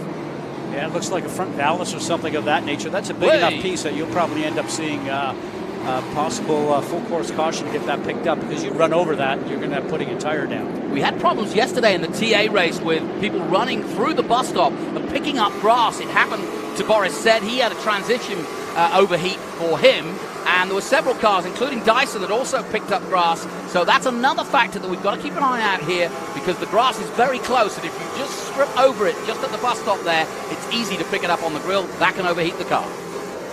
I mean, just from watching now, and you drive these cars recent, so you can tell us, but I'm watching these guys now. I mean, the confidence is there because they're driving the thing deep into the corners now. They're getting on the brakes where they were so hesitant before, and all of a sudden now power down. And I said to Jonathan before you walked in, you guys, I mean, your traction control is your right foot with these things, obviously, and this is coming into play right now. This is impressive. Yeah, they're definitely starting to step up the throttle application and driving the brake zones deeper. We look at Connor Zilich, he's got the fastest lap of the race at a 156.0, which is about 5 seconds off of where he was in dry. So about 10 seconds quicker than full wet. So we're right in between here. And these guys, I think, will just continue to see the lap times drop. Now, this is really interesting. Connor Zilich, as you just mentioned, just did the fastest lap of the race, and he's got an advantage here because Cruz is having to keep one eye on trying to catch him and one eye on Nathan Hurn. And I would not want to be in second place like Brent Cruz right now, because Nathan Hurn does not hold back when it comes to racing. We've learned that this year, and Austin Green is due a win, and he's just behind him. So it's all happening here as we go back on board with Austin Green. Yeah, just as I say that, Zilich's fast lap, he just clicked off 2.5 seconds faster in that last lap, so he's down to a 53.9. So he's getting really close to a full dry lap time around this track. Well, it's definitely a dry line now, isn't it? Yeah, you can see them being able to use the curbs a lot more than before, which obviously that's going to bring the lap times down for everybody. McAvern's come into play, up to 5th place now. Andretti now up to 8th position. Lostowski just ahead of him. And Noaker still in the hunt, very much so. And as we see the dry line widen out, you're going to see the ability for drivers to make more passes. And it's a little narrow right now, so going offline, you still got less grip, but it's going to widen out, and then we're going to be back to kind of a full dry running condition. Next guy I'm going to keep an eye on is Rafa Matos, because you saw him take that break. Austin Green, who was behind him, is up to 4th, but Matos is still down in 12th, so I don't know if he had a problem or made a mistake, but Austin Green has fared well. Unfortunately, Rafa got some work to do. Well, he passed 25 cars to get where he's at right now after that restart. Yeah. So that's pretty impressive. I definitely look for him to be a factor It's likely there's going to be another full course here at some point, and so that'll tighten everybody up, and it'll make it a really interesting race. Not that it's not already. It's exciting for sure here as we watch Nathan Hearn try to track down Brent Cruz. You're listening to Tyler Casera and Scott Goodyear here in the booth here at the Glen. 12 of the 30 laps gone here in our Trans Am TA2 race. So with these cars right now, I mean, you've got a lot of fuel on board. I mean, how much do these cars change when you start to burn off the fuel? Because I know in the single-seater cars, I mean, it starts to change. You start to work with the bars, and you have to change your driving style because you start to get a little bit of push, the oversteer. I mean, the fuel comes down. Does it change a lot with these? The balance does change quite a bit. I mean, it's 150 to 175 pounds of fuel that you're going to burn through, and that's all hanging off the rear axle. So typically these cars, you start a little bit tight, meaning you got understeer, and as this race goes on, they'll free up and they'll definitely have to adjust kind of their driving style and even start to migrate brake bias, towards the front. Yep. Yeah, it's always interesting. Like I said, I drove these things way early in my career, but it's interesting just to see what you're talking about right now because of all that weight. At least in the single-seater, we've got the weight just in the center because you're sitting on it, right? Yes. So that's a little bit different deal. Watching the speeds, and you were saying something about this a second ago, Tyler, that they're starting to really get up to where they were. They were really, I just saw that 160 miles an hour on that last lap going in the bus stop, which I think is exactly where these guys were running in qualifying from when I was watching. So they're right there, and I saw the apex speeds are pretty darn close. And yeah, these guys they're hitting it just like they were in a dry condition. Well, two men on a strip right now are Rafa Matos and Thomas Merrill. Merrill in 16th position, and Rafa Matos. Both these two men going for the championship, and of course sorted it out last year by a countback in terms of who won. Merrill taking it in the end on that countback, but both men looking to try and get that championship this year outright without having to do a countback. But Rafa coming quickly through the field. He's up to 11th. He's got no acre in his sights, and now Evan Slater just in front of him. So Rafa Matos coming back through the field quickly and has got plenty of time to do it too. Evan Slater though back at the wheel, and he's in no mood to let anybody by because he's just happy to be back being a racing driver yet again as we go on board with him right now in the Franklin Road number 6. 17-year-old looking to go to university, but right now he's racing hard.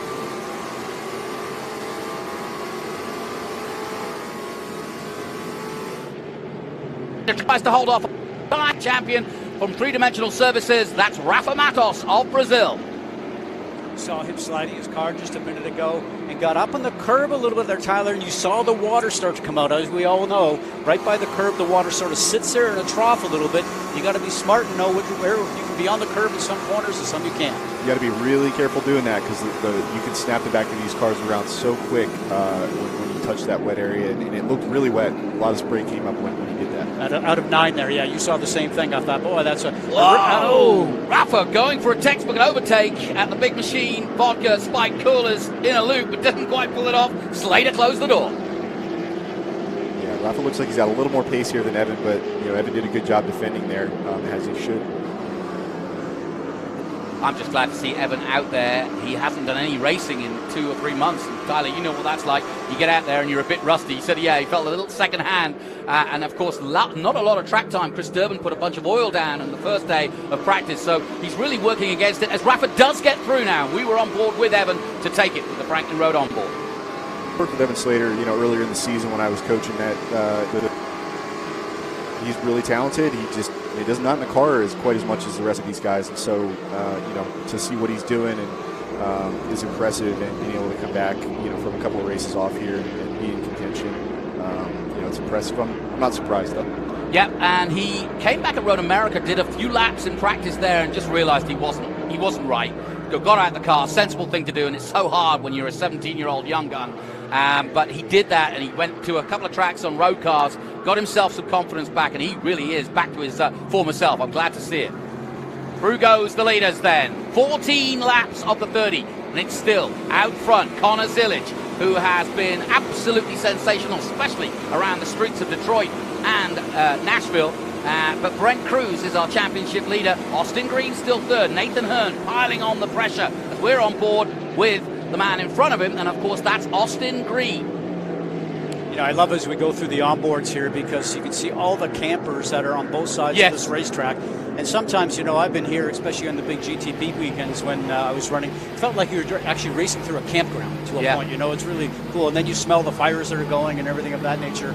Yeah, it's a really cool deal. But you get hungry with a little bit of barbecue. As you can see, Jay Buford coming in the Big Machine Vodka Spike Coolers car. We're on board with him as he comes to a stop. And this is not a lot of action going on. The team looking very slow and looking for something wrong with the car.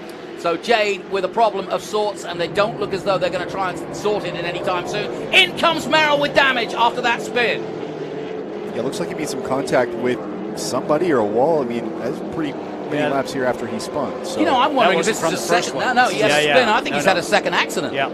Well, this is really bad news for Merrill. The front suspension's down, Tyler, because they can't even hardly get the jack underneath it. Yeah, he's got a flat tire, and it definitely looks like it hurt that suspension. I don't know if that's a result of the incident or a cause. It's time for the baseball bat. I just saw it in the background. They used that at Nashville, of course, and to much effect, I may add. But they've got a baseball bat they take to every race just in case they need to panel beat it. But it's a great piece of tool that you have to add that to your toolbox now. The way the points are structured now this year, in years prior, you didn't get points really paid beyond 21st or 22nd place. This year, they changed the point structure. You get paid basically the entire way through the field. And so what you're seeing a lot more this year are crews really trying to repair the cars to get them back out just to get another spot or two, because we saw Thomas and Rafa tied really last year in the points. And basically, it came down to a tiebreaker. And so every point matters. And these guys realize that. And now the point structure is such that every single position really does matter. And you could argue that that's how Rafa Matos lost the championship last year, because he had a broken car at Coda. He did get back out there and did get a result, but didn't get enough points. Yeah, exactly. So hats off to Trans Am though for kind of realizing that might make it more competitive and might give some people a chance to not just kind of throw away the weekend, but get out there and salvage some points. Well, it certainly gives you incentive to fix the car, keep it on there, which is good for sponsors, good for television, right? And gives guys that are maybe not super experienced, they not only chance to get some points, but they get more track time, especially for the guys new to the series. Back on board with the ASIO data, Barry Bowes from Texas. Going through the gearbox, down towards the boots, and into that cambered right-hander. Love this corner. You buried the car in here. You go super deep. It's really high bank. It's uphill. Whoa. You can see Adrian Losowski and Misha Glickberg going by. Whoa, they're all going by. He's been missing gears. I think he's got a problem, actually. And then, you don't get overtaken by three cars in one corner, do you? So I think there's a problem for Barry Bowes, but he's putting up with it and just kind of driving around it at the moment. But as you saw, three cars coming through, including Rafa Matos. Definitely looks like he's nursing something there. Goldberg back after a penalty off. He got a penalty at Lime Rock and continued with the appeal and went to Detroit. As we take a look at what's happening to Thomas Merrill, there is our champion, but that disappointment, you don't have to know what he's saying. You can see it's just a disappointing day at the office for Thomas Merrill, and this could be a pivotal moment in his championship. Second at the start of the day, but now with Cruz and Zilich going round, this is really going to pay nicely for Brent Cruz and Connor Zilich, and to a certain extent Rafa Matos if he gets a good result. Woodberg still. You want to point out that lap times are still coming down. Yeah. Connor Zilich a few laps ago was about a second and a half faster than anybody on the track. You've now got Annunziata and Rafa turning lap times within a few tenths. So these guys are kind of catching on and figuring out the track. And but Connor's got quite a lead at this point, so he's a bit comfortable over Brent. 9 seconds. Again, if we get a caution here, it's going to stack him up and it's going to get really exciting. Well, you mentioned those new points. Connor Zilich is fourth in the championship at the moment on 654, and with the way the points are, you can score over 100 points if it all goes right for you over a weekend. So Connor Zilich will be absolutely in a prime seat now to become an absolute contender for this championship. If he can hold this 9 second plus lead he's got at the moment, he, of course, those behind him will be looking for another caution so they can catch right up behind the Honda. But let's not tempt fate, because Connor Zilich has been the driver of the last few races. No question about it. You've got to be impressed with him. Yeah, he's been really impressive. Just coming from the back to the front and whoa, Rafa, where are you going? Rafa goes off. He made a move at the toe, but then he got out. He got his foot wrong there. Never mind the toe, but he went wide and he lost out to Lostowski. Yeah, you talk about Connor Zilic and points, and he was really the beneficiary of our qualifying session getting cut, because I think he was sitting P5, which would have gotten him 1 bonus point, and they went back to practice times, which he was obviously P1 in. So he actually ended up, I think, getting 5 bonus points out of that. And those were 4 points he wasn't going to get if the qualifying session would have been upheld. Looks like Rafa coming into Mission Foods turn 1, going to try and make another move up the hill. The obvious place to overtake Scott coming into the bus stop. You mean turn 1 into the bus stop, and sometimes, going up over there into 8. So it depends on where your car works really, really well. But, we're talking about this 9-second lead that Connor has right now. I'm sort of interested, Tyler, if his car's working really well and he's doing that easy, that's great. And then if there's a yellow to pack up his good tires underneath him still, but if he's having to use tires up to come on this pace, if there is another yellow, then you got the situation. Oh, here goes Rafa. What an overtake. That is why he is a 2-time Trans Am champion. When his first race in 2018 at Road Atlanta, I was there to watch it, but that was a classic overtake by Rafa as he gets past on Adrian Lostowski. Nicely done. We're back on board with Nathan Hearn, who's having a cracking day so far. Still in 4th place. He's just on his fastest lap of 153.3. So Nathan Hearn, the 21-year-old Australian, fighting his way through the American field here. He's just coming off of Michelle Abate. Welcome back, the Las Vegan, as she gets back with Ghost and her team and racing for Nitro Motorsport this weekend. So welcome back, Michelle Abate. Yeah, it doesn't surprise me to see Connor.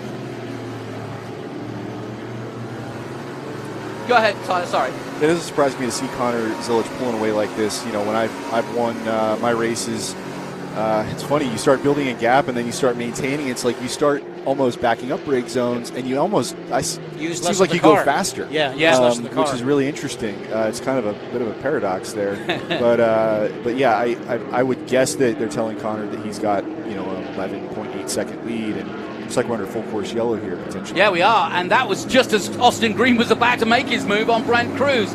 So everything that Cruz and Zilic has done, and this must be so annoying when you're out there, Scott, because you've done all the hard work. 9 seconds he's built, and now it comes to naught. Well, we were just chatting about this a second ago, obviously, weren't we? It's like, how much does the car have to use? And in the end result, if you've used up the tires and used up the car to get that lead, that Connor may or may not have to, that's what we're interested in seeing. So we'll find out on the restart here whether Connor still has a lot of tires left underneath him, or if he's just ready to get going. Well, we're under caution here, but how good is the Trans Am Championship when the fraternity that is Trans Am, when you finish your race and you're disappointed with what's gone on and you're the champion, you come straight to the booth. Thomas Merrill, what happened? Well, fellas, thanks for having me. I wish it were in different circumstances, but it's nice to see you guys as always. I got to put my hand up, 100% my fault. I was a little frustrated after the contact with the 89 there, coming back up. That's what spun you? Yeah, the 29 had a good run on the 89. I tried to follow him through, and I just don't think Austin saw me, so he turned down at the apex, and it pushed me up on the curb and it spun us around. So that sent us back a little bit. So coming back up to the field, and I'll tell you, the boys hit it right. That Bennett Mustang was flying. We were so good. We took a risk on the slick tires at the start, and we had a lot of pace.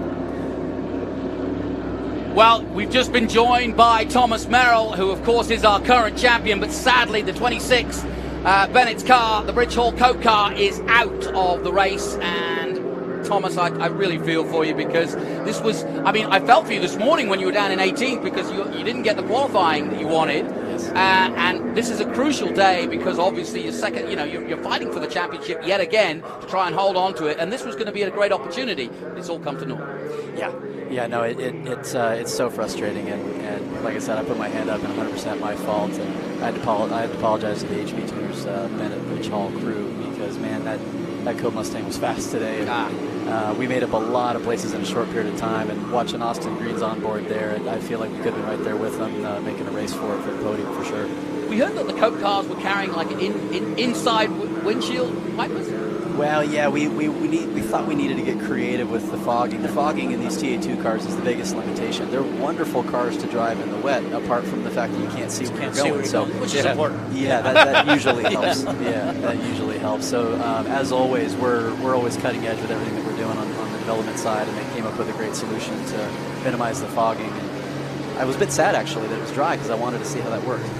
But, how are the conditions out there? You're the perfect guy to ask. You've just been through 20 laps of it. What was it like? Surprisingly good.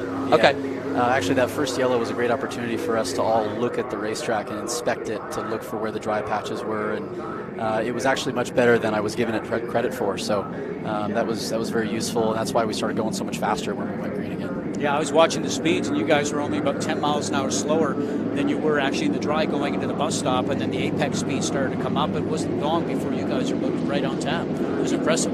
Yeah. No, I was watching my predictive time, and we weren't far off of dry times there, and it was really coming to us. And it's just a shame to be sitting here instead of sitting out there, you know. Well, talking of sitting there, look at this. The Hawk Performance car of Adrian Lostowski is in the pits. And he was running in 9th as well. That's a shame. And it also in is the 71. And in and out. I don't know if Lostowski's going to get out. But, this is going to be interesting now. Yeah, whatever's happening, it's going to be a long time in there. Let's head down once again to Ben Sissel. He's got the competition director of Silver Hair, Gil Martin. Hey, I'm down here with Gil Martin, the competition director for Silver Hair, and I've heard from Laura that you're a really winning NASCAR crew chief.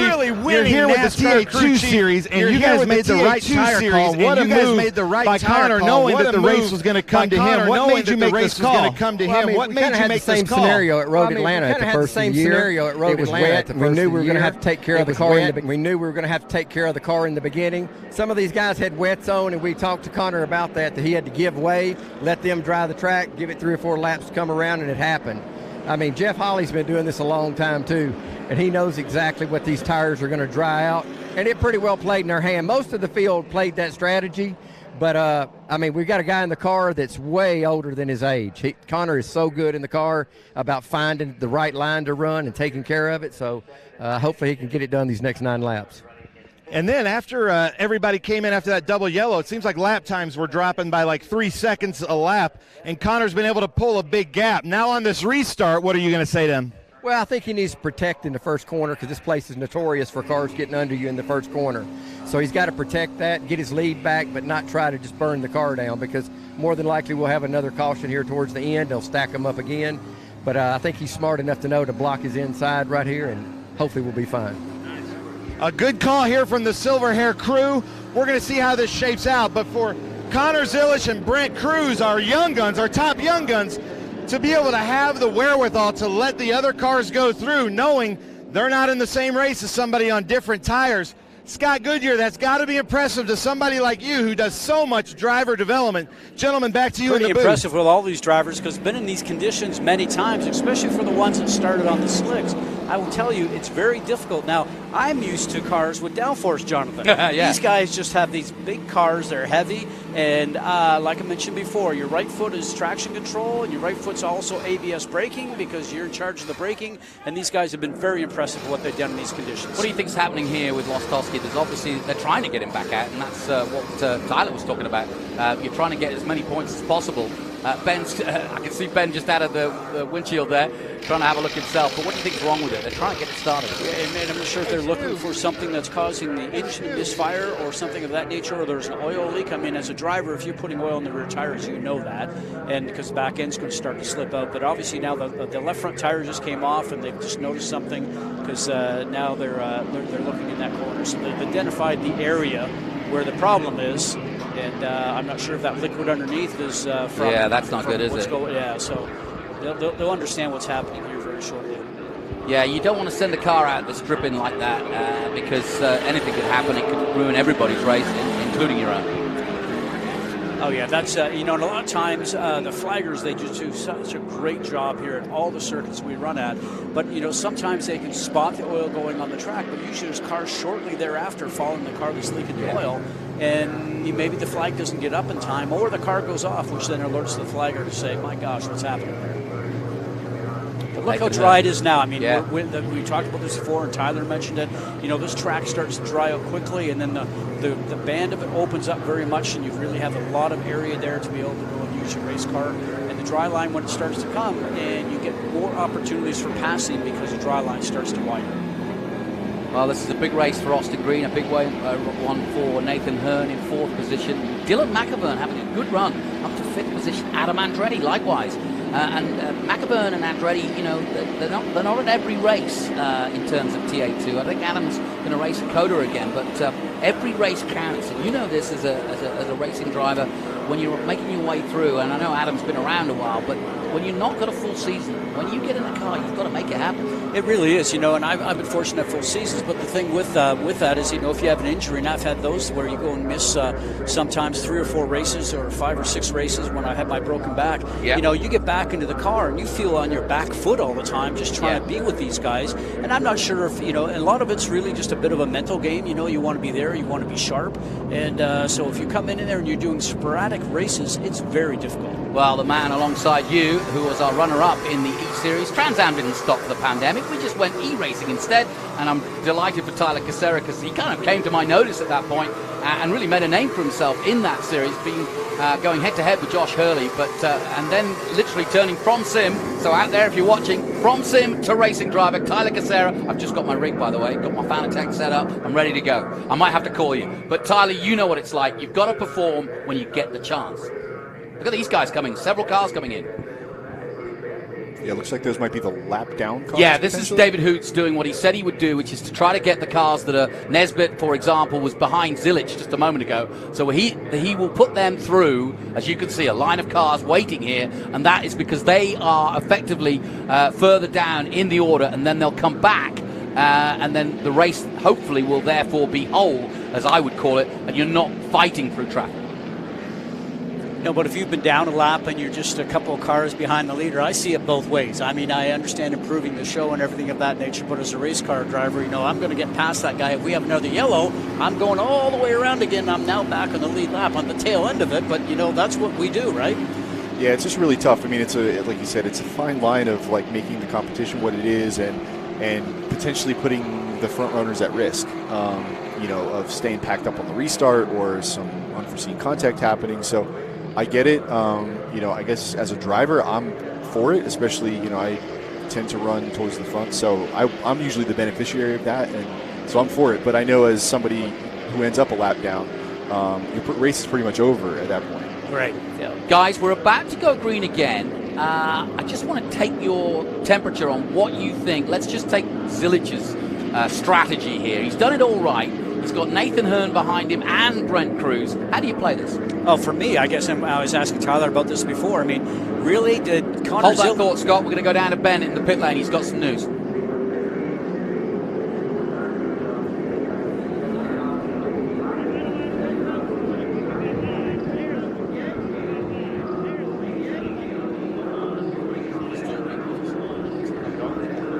All right, well, here I am. Sorry about that. With Scott. All right, well, here I am. Sorry about that. We don't know if it goes green, but if it goes green, I got to. We don't know if it goes green, but if it goes green, I got to let him go. But Dylan from like 17th to 5th, I know he's got a lot of experience here, and I know he's done a lot of laps in these kind of conditions. But what's he saying on the radio? He's good right now. He just had to come from pretty far back after just the weather this weekend, and things being a little bit rough. But no, he's a hell of a good racer. He's a lot of fun to work with. So I don't think we're done going forward right at this point. So I'm looking forward to it. It looks like we are going green. Should be fun. All right, well, we're going green right now, gentlemen. Back to you in the booth. That's Scott Lagacy, former racer himself, and now running SLR Racing and doing a great job. He's got a real talent for finding youngsters. I mean, Dylan McAvern obviously been around for a long time, but he's got youngsters coming through and creating, if you want to be real harsh about it, creating NASCAR drivers of the future, and that's perfect for us. He really does. I had a conversation with last year when I was doing some stuff with you guys on the Trans Am stuff, and interesting just to see his point about it. You know, he's very stern, very tough, and he runs a very rigid program. So, but has the experience and the knowledge to actually help guide those drivers. That's for sure. So back to what I was asking you before. Does Connor have good enough tires right now, or was he using up the car? And as we talked about before, the car could have just been sailing. Maybe he's going to drive again. But Brent Cruz, boy, if he's second, he's filling your mirror. Yeah, Brent Cruz is not going to let you go easy. I do think Connor's got, you know, really good pace. He's had great pace all weekend, so I don't expect to see much different here. But you know, a little bit tighter. So we'll see what these guys behind him can do. Well, we're waiting for the green flag, and there it is. It's make or break time here in Trans Am TA2 from the Glen. Away goes Connor Zilich at the front, but it's the championship leader. from Nitro Motorsports, Brent Cruz for Franklin Road sponsorship, and Zilic makes a mistake. Zilic goes wide. Surely this is the opportunity for Austin Green and Brent Cruz. Green looking for a way past Cruz. Actually, that ended up being an advantage for him. Look at how much you gained there. I know. But I guess so, yeah, he got a nice drive up the hill. But this is Austin Green at his finest. He's coming alongside the 70, but unfortunately, he's going to be on the outside of the bus stop, and that's exactly where he is. And through goes Brent Cruz. Nathan Hearn ready to pick up the pieces if it all goes horribly wrong. There's Dylan McAvern in the blue, white, and yellow that we just heard from his team leader. But what a race start that was, or restart it was, as we go back on board with Nathan Hearn in fourth, trying to get past Austin Green. Cracking race so far, and these conditions are really you've got to be on your mettle to be out there right now. Another caution coming up. Another caution. So somebody else has gone off. Wow, this has got to play as a driver, guys. You've got this got to play into your concentration because you're up, down, up, down. Well, actually, Cruz says, okay, I get another chance now. So maybe I'm going to try and get. I think he was sitting back there. It looked like he was sitting back there, Tyler, and going to try and take a run down the bus stop. But obviously, Zilic had such a run by going on the outside of the curbing now. So now this time, does he turn around and try and make sure that he has an opportunity to try and get him on the inside of turn one? Yeah, it looked like Zilic didn't really intend to go out there. It's like he got snapped. He got the. He got that exit curb, which holds a lot of water. Oh, that's what's happened. One of the local guys. That's John Weisberg, yeah. So Connor looked like he had to chase the car out there, and it really worked for him. There's a lot more grip out there beyond the curb. And we got Doug Peterson here with some damage. Yeah, so maybe Weisberg and Peterson have come together. Of course, Doug Peterson, who runs this team for the Three-Dimensional Services Group, but that's Austin Green. So unfortunately, the former champion out of this race. Carry on, Tyler. Well, interesting, by the time we finish that, we're at 8 laps. So we're going to have maybe like a 4-lap shootout or something like that. Then the tires don't come into play, man. You're just sitting up in the seat. It doesn't matter, yeah. And they've also, they really babied the sticker tires for the first several laps of the race. So they haven't really gotten a full race stint on those tires quite yet. So I think they got plenty left, and I think it's going to be an all-out dogfight here for the win. And really, that's the point now, is as we go to green next time, it is hell-bent for leather for the flag, right? Yeah, we had no holding back now. 2 years ago we had a restart where I was second behind Connor Mozak, and it was a 4-lap shootout, and it was me, Mozak, and Rafa just going at it for the last 4 laps, and it was a heck of a battle that we had. It looks like here we got an incident in the S's, which that's never a good place to crash. And we've got a couple of cars there. Now. Does that not? Well, I'm not a racing driver, but if I saw that, I'd be like, hang on a minute, this could finish under caution. And Hearn's literally looking back at the incident.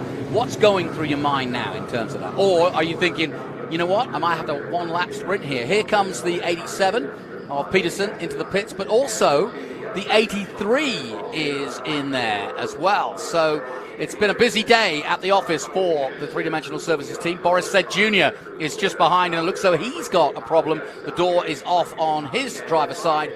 He's being talked to by his engineer, but Boris Said Jr., having had a good run up to 4th place at one point, looks as though he's going to retire his car as well, so not a good day. But Rafa's still out there, and Austin Green is heading for a podium if he can stay where he is. I'm not sure if we've talked about it, but the early leader in the race, Thomas Annunziata, he's actually sitting in 35th, 6 laps off the pace. So I'm not sure if something happened to him that we missed, or maybe I missed that when I stepped out. Well, that's a good point, because as you say, everybody's going to score points, and so Annunziata could well get some decent points out of this if he keeps going. So we're under caution here, and we've got a major incident on the bridge involving 2 or 3 cars. In fact, there's a couple of incidents, actually, because Peterson went off, so too did John Weisberg, and so that's why we're under caution. So a lot of drama in this race. We were talking about now with 7 laps left to go, do we get that 4-lap shootout, a 3-lap shootout? But I mean, the safety crew here is so good that I think that they'll have these guys up and removed, and you know, when you ask the question, Jonathan, as a driver, you know, you can only do what gets given to you, whether it's going to be a 4-lap or a 3-lap or whatever, if it's a green white checker or anything of that nature. You're just sitting there, no matter where you are, trying to come up with a plan to be able to pass the guy in front of you. It doesn't matter if you're in second going for first, or if you're in fifth, you want to move up a couple of positions. You've sized the guy up that's in front of you. You see where the strengths are.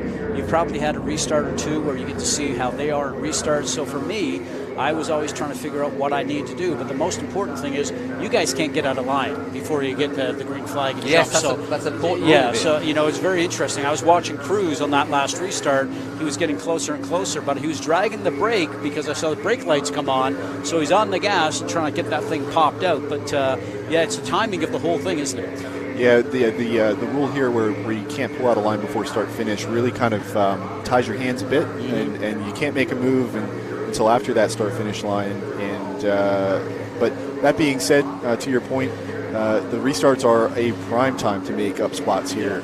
It's really difficult to pass in these cars, I feel like anyway, you know, when you're at speed. So these restarts, everybody's trying to capitalize on them. Well, I could tell from what I'm looking at from above on the drone that David Hoots wants to go green again. He's a former NASCAR guy. He knows all about the show, and he will want this race to finish under green if he can make it happen and they can get everything cleared up. And that's why you're seeing a bunch of cars coming into the pit lane so that he can get the order again and that we can have a straight race from the leaders. And those leaders are Connor Zilic, Austin Green, and of course, right there with them, Brett Cruz, second place, our championship leader.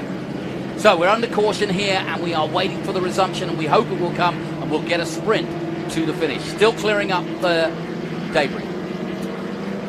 Welcome back to MAV TV, and we are under caution, and we're hoping, we're all crossing our fingers here in the booth, that we get at least a sprint last lap to decide this race. I've got Tyler Casera and Scott Goodyear taking us through the action. And guys, this is the tense moment. You know it's make or break right now. Well, absolutely. And you asked about what you're ready to get when you're ready to get back to it. And the car is actually on the hook, the car that we just saw in the S's. So they can take that off anywhere around there. We may see green this time by. We'll wait to see what happens with the safety car lights there on the top. But irregardless, if we don't, we should have a 4 or 5 lap shootout. So that's going to be excellent to see.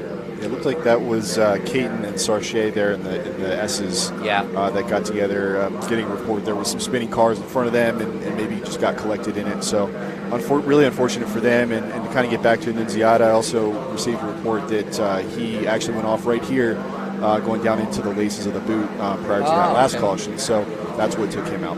Well, I can also confirm that the 80 of Robert Noaker III, who also was up in the sharp end earlier on, was down in 31st place, but has retired the car. So too is Doug Peterson, and as you saw, the 83 of Boris Sett Jr., all retired from this race. Big race of attrition, but a massive race for the championship. Scott and Tyler, I mean, here's another look. We've got a replay here. This is on board with Evan Slater. We should see what happens here. Yeah, a lot of cars up front there that actually side by side, just trying to make space in there. Big crash. Yeah, it looks like Caton there. Good job done by Slater. Slater gets into it a bit. Weisberg. Well, that's an awful sight from Slater's point of view because he was in a big crash at Detroit, and this is your first race back. The last thing you want to do is get into a big prang, but he hit the brakes hard and managed to slow the car down. But always scary. You saw how he jigged out there, and he was blind to it until he came right across it. Yeah, it didn't look like he made too hard a contact, but no. I'm sure they're going to have to pull that car in. These TA2 cars are really sensitive on the front end, and you put a hole even the size of a baseball in it, and you lose the whole, all the downforce. So it's really tough. So we are behind the pace car in the closing stages of our Big Machine Vodka Spike Coolers TA2 series. It's round 10, 4 rounds to go in this championship. We head to St. Louis, then VIR, and then we finish off the season as always at COTA. And looking forward to what should be a real showdown. It's just got more and more interesting. If Zilic can hold this position, he will really help his chances of catching Brent Cruz in the run to COTA. But if Brent Cruz, on the other hand, finishes second, he's done a great job in very, very tough conditions. You know, it's very interesting because off to St. Louis, as you mentioned, for the next racetrack, you know, a bit of an unknown because it's that road course that's actually in the oval that the Indy cars run. So, I don't know, I've always had mixed results whenever I've gone to a new track. Sometimes you end up getting there and it all suits you and it works really well, and you can get your car working really well very quickly. And sometimes you walk away from there and go, man, what did I miss? You know what I'm saying? I always like that. That's always I feel like one of my strong suits, showing up to a track that nobody's been to. You know, nobody's got a notebook. You know, these guys have notebooks, right? You know, binders deep. And kind of like last year, we showed up to Charlotte, and it just played out that, you know, we were able to get it figured out first, and we were able to capitalize on it. Guys, I've just been informed, and I'll ask my race director and my racing driver.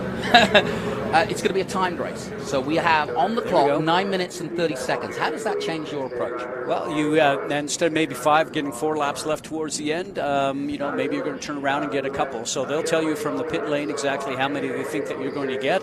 You know, if we stay green right to the end, and they're going to tell you, they're still going to give you the white flag. Yep. And so you still know if you're getting close to somebody that you got to get it done this lap. That's good and bad because sometimes you make it through. Sometimes you see the white flag and cars don't make it all the way around. So we'll find out what happens. And Tyler, does it change your approach when it isn't for laps? It's for the, you know, basically the timing. You're watching the clock now. Well, I mean, it's still laps at the end of the day, right? I mean, your crew chief is working the time back to figure out. Like, I'm looking here at our pace car speed, you know, on a 3.5 minute lap. Mm-hmm. If they don't go green this time and they do one more lap, they're only going to have time for one more lap. Okay. So, well, there you go. That's exactly why you're here, Tyler. Thank you. But so, yeah, that's what you've got to do, you and your engineer, right? Yeah, and you definitely will approach the restart differently if you know you have one lap versus 2 or 3, right? You're going to defend harder probably if you have one lap versus 2 or 3, and you know. But at the end of the day, these guys are all just going 100%. Yeah, trying to get everything they can. I'll tell you who to watch: Nathan Hearn at this restart. It's going to be really interesting to see. He so needs a podium. He's had an up and down season. They try to steady him down a little bit. He went actually back over to England and did some driver training with you know, some big wigs over there, and they were saying to me, or his team were telling me, that he's got the speed. You can't dial in speed, but you can dial it out sometimes when sometimes you're a little too over aggressive. He's 21. He's here in the States trying to make a name for himself. He's a champion in Australia. He's got a lot of fans and a lot of people behind him. He chose not to go supercar racing, but come here to Trans Am, and that tells you how good this championship is. Yeah, to your point about being able to dial out, I mean, that's actually one of the things I feel like being, you know, at the sharp end of a Spec Miata field teaches you a lot about momentum and things. And, and when you get into these cars, it's you have to dial some of that out, and that's easier than trying to teach somebody to learn that in these cars. And so I feel like that's why you see a lot of these guys, like Connor Zilic, who's really good in Miatas, also really good here. He's great at everything he gets in, but you see a lot of those guys have success. Well, I thought we were going to get a green this time by, but they're obviously, because of that incident between the guardrails up there through the S, is probably still picking up some debris and what have you. The track has to be clean. I mean, as a race director, that's what we're standing up top always looking at. You're waiting for all the information there, and they are considering about doing a red, and that's what we're seeing right now. So we're going to finish under green, as we always should as far as the show is concerned. And they're going to stop all the cars in the front stretch. Well, okay, so we are on the red flag situation. The race has stopped, as you can see by the drone. Let's head down to Ben Sissel for the latest.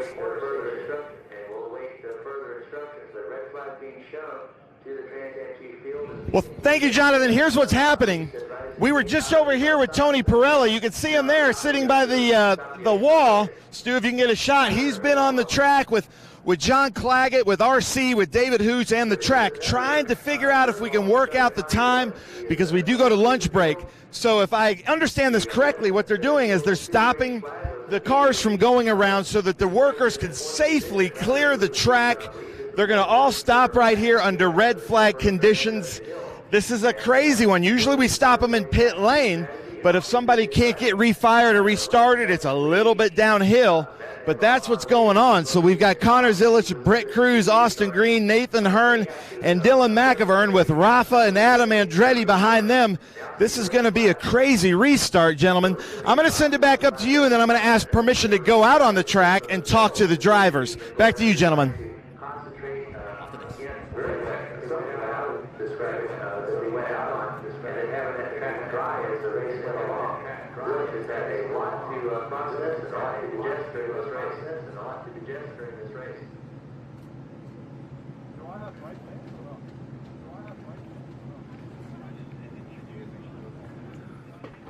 So as we are under caution here, in fact, we're under red flag situation. We're on board with Nathan Hearn. I said we were going to throw to a break. We're going to throw to a break right now here on MAV TV, and we come back. We'll have the resumption.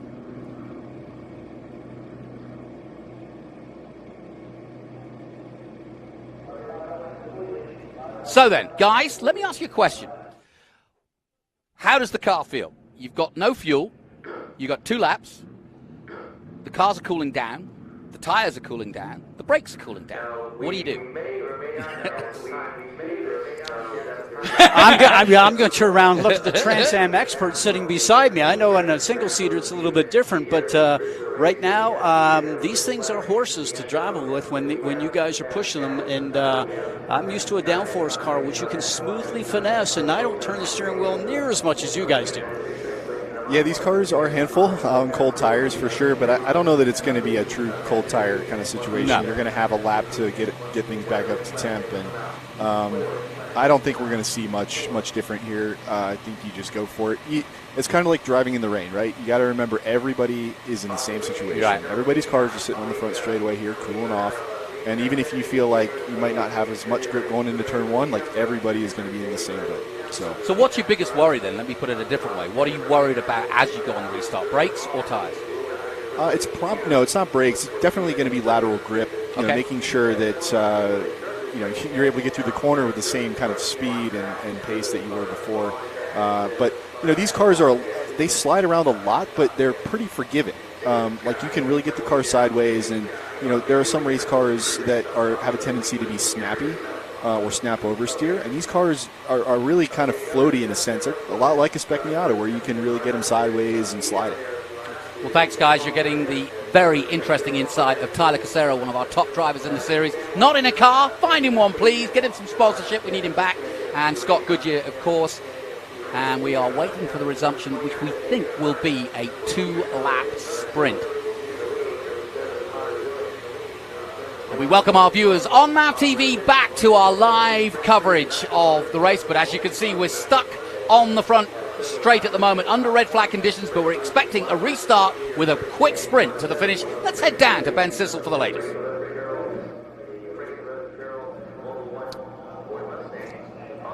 Well, thank you, Jonathan. I'm here with Joe Stevens, but before we get into that, I just want to say Tony Pirelli did come up to me, told me in my ear that he was able to get Watkins Glen to push our Governor's Cup race back about 15 minutes. That comes up next after the lunch break. So it looks like he said we're going to give the drivers one more shot. It's up to them to finish it under green.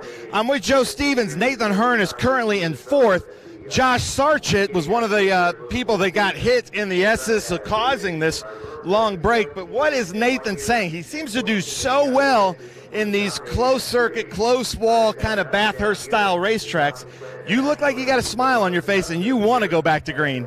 We want it to go back green. Nathan's ready. The sprint racing format is like his bread and butter. So I'm super pumped to be here with Nick from Cube 3 and Bo from Berryman Products, both representing that car.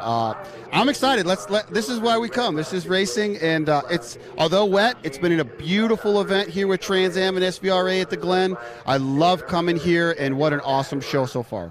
So, Nick, with Cube 3, you've been with us at almost every race. Are you nervous? You feel pretty good right now? Well, I'm always nervous on these restarts with probably 2 laps to go, finishing under maybe a white and checkered flag. It's a tough field at the top there with Connor leading, Brent in second. But we're going to make the move, see what happens. And not to mention you've got Dylan McIvern behind you, Rafa Matos, Adam Andretti. There's no gimmies out here in the Big Machine Vodka Spike Coolers TA2 series. And then Bo from Berryman, you look super calm, man. Oh, we've been with this team for a long time. I know Nick and I know Joe. We're all ready to make this push here at the end. So we've got a good car. We've got a great driver. We're ready for this green flag. Now, one of our fan favorite cars is that Berryman car. I think the number 77's driving it with kind of that Rat Fink, the artwork on there. That's always one of the fan favorites. Does that feel good for you to know that everybody loves that car? Man, it's so awesome to see the fan turnout here at Watkins Glen. I mean, every year it's a big turnout here, and we are so excited to have the fan turnout.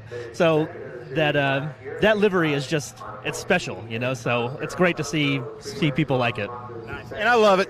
Nick, Bo, thank you so much for your support, because without your support, we wouldn't have these shows and we wouldn't be able to do this like we do. So thank you so much.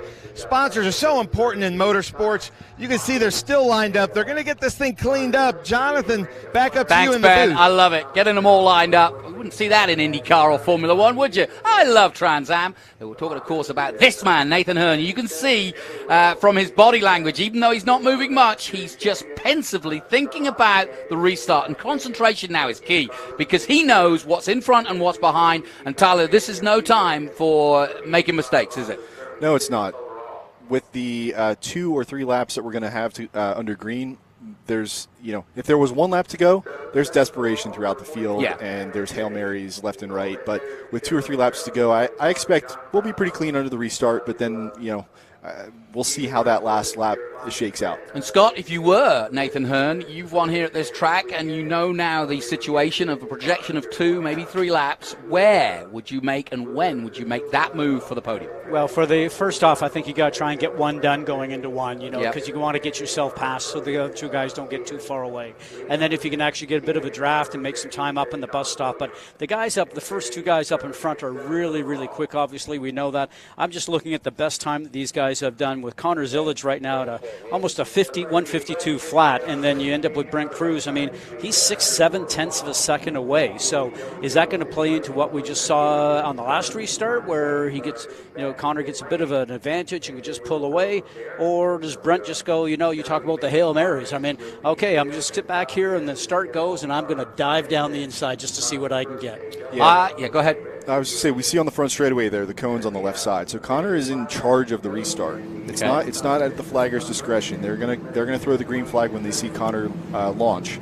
And so, he has an advantage on this restart getting in turn 1 where Brent's got to react to him, and it's a short little stint down to turn 1, and it's going to be difficult here for Brent to do something unless he, like I said, really throws a Hail Mary, which I don't think he's going to do with only 2 or 3 laps left. If it was 1 to go, it might be a different story.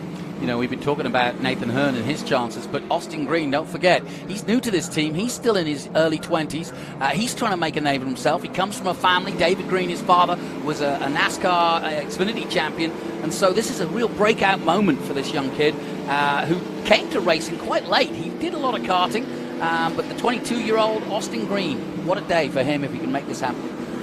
Just the youth that's coming into all levels of motor racing right now. I mean, we've seen the switch in F1 a few years ago. We've seen the switch coming into IndyCar now. I keep seeing all these announcements of these young guys like at 21, all these guys that are coming through there. And the youngness has come into Trans Am racing here over this last few years. And I guess we're obviously seeing it with the people being supported from NASCAR teams and some of the NASCAR manufacturers. It's becoming a young guy's game, so to speak. But then there's, as we're talking about with Rafa Matos also, and obviously with Tyler, I mean, guys that are winning races that have the experience. What's going to play out here? The guys that are experienced and smart, or the guys that are a little bit youthful and going to take a risk? Massive moment for all these young men's careers. These are the days where you really make a name for yourself. The Watkins Glen iconic circuit. We've been racing here since the mid-50s, and of course racing started here back in 1948 down in the village, and we did a reenactment earlier in the weekend. Some 30,000 people coming to that. But this is the big highlight of the weekend, the TA2. It'll be interesting to see on the restart what happens up in the S's. I saw quite a bit of Speedy Dry still laying down on the inside, right where you want to put the car. And I don't know that it's going to cause an issue from a grip perspective, but visibility for anybody really behind probably the first 5 could be a bit clouded. Out of the modal toe down towards the heel of the boot, the famous boot. And we are going to go green at the end of this lap. You can see the lights are off on the safety car. You know, you mentioned about the oil dry that's through the S's. I mean, the S's here remind me sort of like the kink at Road America. It's really best done single file. And as we saw there before, running 2x2 sometimes just doesn't work. And so all these guys are going to have to be patient with that and just get out through their single file. And then if you got a car to do it, and get a draft and then get somebody going into the bus stop. But that 2x2 just doesn't seem to be working. Yeah, you're flat out from turn 1 all the way to the bus stop through the S's. You're on the edge like you are in the kink, using all the track left to right. So there's really not much room for error carrying as much speed as you need to. Well, at least you guys can bounce door handle to door handle. Open wheel cars doesn't work all that well. Well, the weight of the world is on the 17-year-old shoulders of young Connor Zilic for Silver Hair Racing. Maurice Hull and his wife gave him a great opportunity. He loves racing for this team. He loves winning for this team. He's done that already this season on several occasions. Can he do it again here at Watkins Glen? The green flag waves, we're away, and this is the sprint to the finish here. Zilic gets a good start, but Brent Cruz already looking for a way past. Austin Green still third, Nathan Hearn going wide, but now slotting into position. Dylan McAvoy, everybody in position, but out goes wide Austin Green. He got pushed out wide again, and here comes Nathan Hearn. Hearn makes it to third. Great stuff by the Aussie. Wake up if you're not already in Australia, because Nathan Hearn is doing the business. Back comes Green at him though. Oh, side by side, guys, this is fantastic. It's amazing, but Connor Zilic again just gets that little bit of a jump by the curb. So it's interesting to see in turn 1 how he's able to go in there, even on the cooler tires. His braking is amazing getting into there. Yeah, and Austin Green got up on the exit curve of 1 and lost his drive, and that's what gave Nathan Hearn the ability to get up there beside him. Looks like he made it by going into the bus stop, and he's up to P3. Zilic doing a great start, though, and just doing enough to get away from Brent Cruz. Brent Cruz, though, is thinking with one eye surely on the championship at this point. He doesn't want to lose a place, but he doesn't want to try and necessarily do anything untoward to Zilic or take both of them out. He'll be happy with second, I would have thought. But then again, I'm not a racing driver. If the opportunity's there, you're going to take it. But as we talked about a second ago, Connor Zilic just seems to have the car. He can find that 2 or 3 tenths, sometimes 5 tenths a lap, going quicker if he needs to. So it's going to be very tough here for Cruz to be, obviously, with his lead, he's getting to even make a dent on it. Well, Nathan Hearn's now got his eyes on young 15-year-old Brent Cruz. And look at him, the young 21-year-old Australian in the number 29, Cube 3. Cube 3 have been very, very calm and backing this young man, but now he needs to get the results. And if he could get a scout that is the championship leader, and I think the man who's going to go on and win the 2023 championship for Franklin Road and for Nitro Motorsports, Brent Cruz, Nathan Hearn's opportunity is now, right now, at the white flag, last lap. Here we go. Can Austin Green come back? Can Nathan Hearn get Brent Cruz? Or will Zilic march away with another victory here? Because Brent Cruz is losing time as he defends from Nathan Hearn. I think Brent struggled a little bit on the restart with his car. It didn't look like his car was handling very well, but here in the last couple of corners, it looks like it's settled down, and he's found the pace here to stay ahead of Nathan. Tense times. This is really good. Last lap then, and we're coming down to the nitty-gritty. It's been an amazing season for Connor Zilic. He's had a brilliant win at both Detroit and Nashville. Those on the streets, 3 wins in all, because he also won at Atlanta. This will make it 4, but it's not over yet. A mistake could happen, but the way Zilic is driving for Silver Hair, I don't see it happening. But Nathan Hearn could be the man to take second place if he can get alongside Brent Cruz, and we're about to find out if he can. He's got a couple more opportunities, one getting into the toe of the boot here, this next corner, and then the corner following that. And then from there, it's going to be really difficult for him to make a move. Yeah, what he doesn't want to do is do anything silly now. There he comes! As close as he's been, and Brent Cruz, if he doesn't know he's there, does now. But time's running out, and so are corners. Yeah, this is going to be probably his last shot here. He's going to have to throw a Hail Mary here if he's going to get by him. Well, if I know anything from what he's learned back in England, when he went to do some more coaching, he's going to settle, I think, for third place. No need for heroics unless the opportunity avails itself. But Brent Cruz doesn't make that many mistakes, and I don't think he's going to do it today. But look how close Nathan Hearn is. Closing stages, last turn coming up. 2 corners to go here. coming up to the customer's back, turn 11. Here they come, Connor Zilic leading the way, and is going to take his 4th win in the number 7 Chevrolet. He comes down the main straight again, sees the checkered flag, takes the checkered flag, and wins at the Glen. Second goes to Brent Cruz, our championship leader, and Nathan Hearn, the Australian, takes a famous 3rd for his championship. Austin Green takes 4th, McAvern 5th, Matos, the 2-time champion, takes 6th. Thad Moffin all the way up to 7th, and Trekkie 8th, Durbin 9th, and Keith Prochak. Drama at the very last corner as Prochak involved, the 42 involved of Parker DeLong, also Ben Mayer in the 75 involved, and it looked like maybe Jim Gallagher. What drama indeed, guys. Take a breath.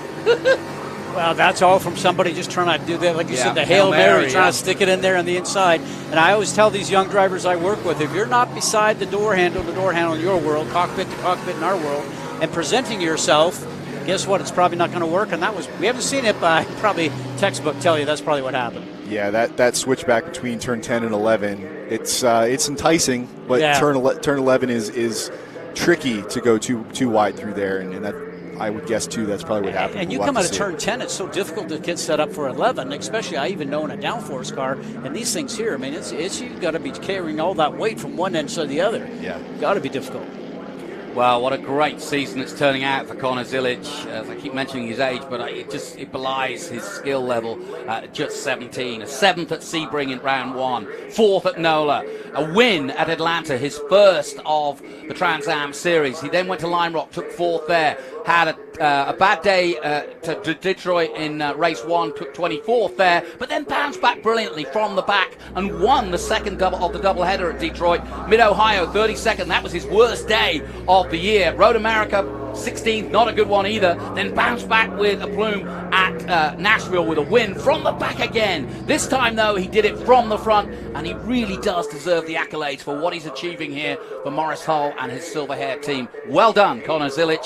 He takes the win here at Watkins Glen, and one I think you'll remember for a long time to come. Well, at such an iconic racetrack, as we talked about earlier on. I mean, this track, and Tyler, you and I were talking about this track here and Road America really are 2 tracks that I think are on the world stage, along with all the European racetracks you go to that we've had a chance to run on. So I just know this racetrack is one of my favorite. You're so lucky; it's your home racetrack. Yeah, we're super lucky there for sure.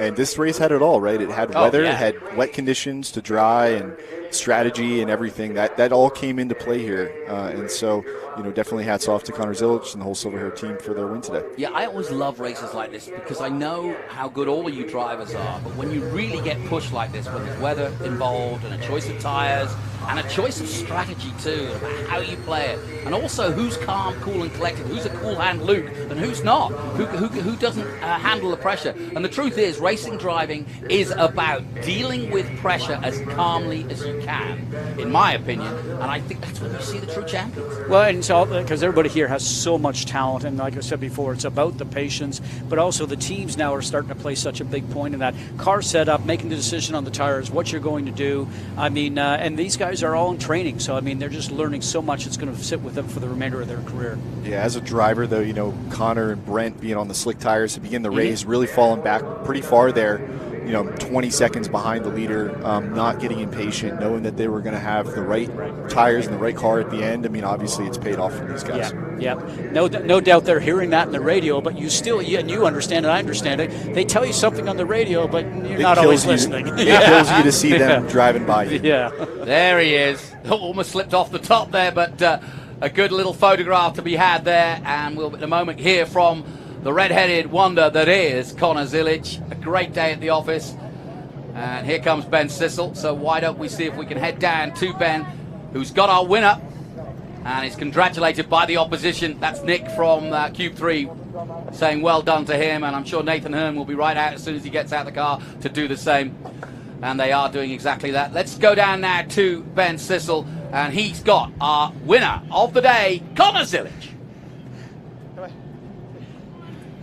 You're out of breath. All right, thank you, gentlemen. I'm out of breath. I had to run up the pit lane to clear it. Connor, let's get in front of your car.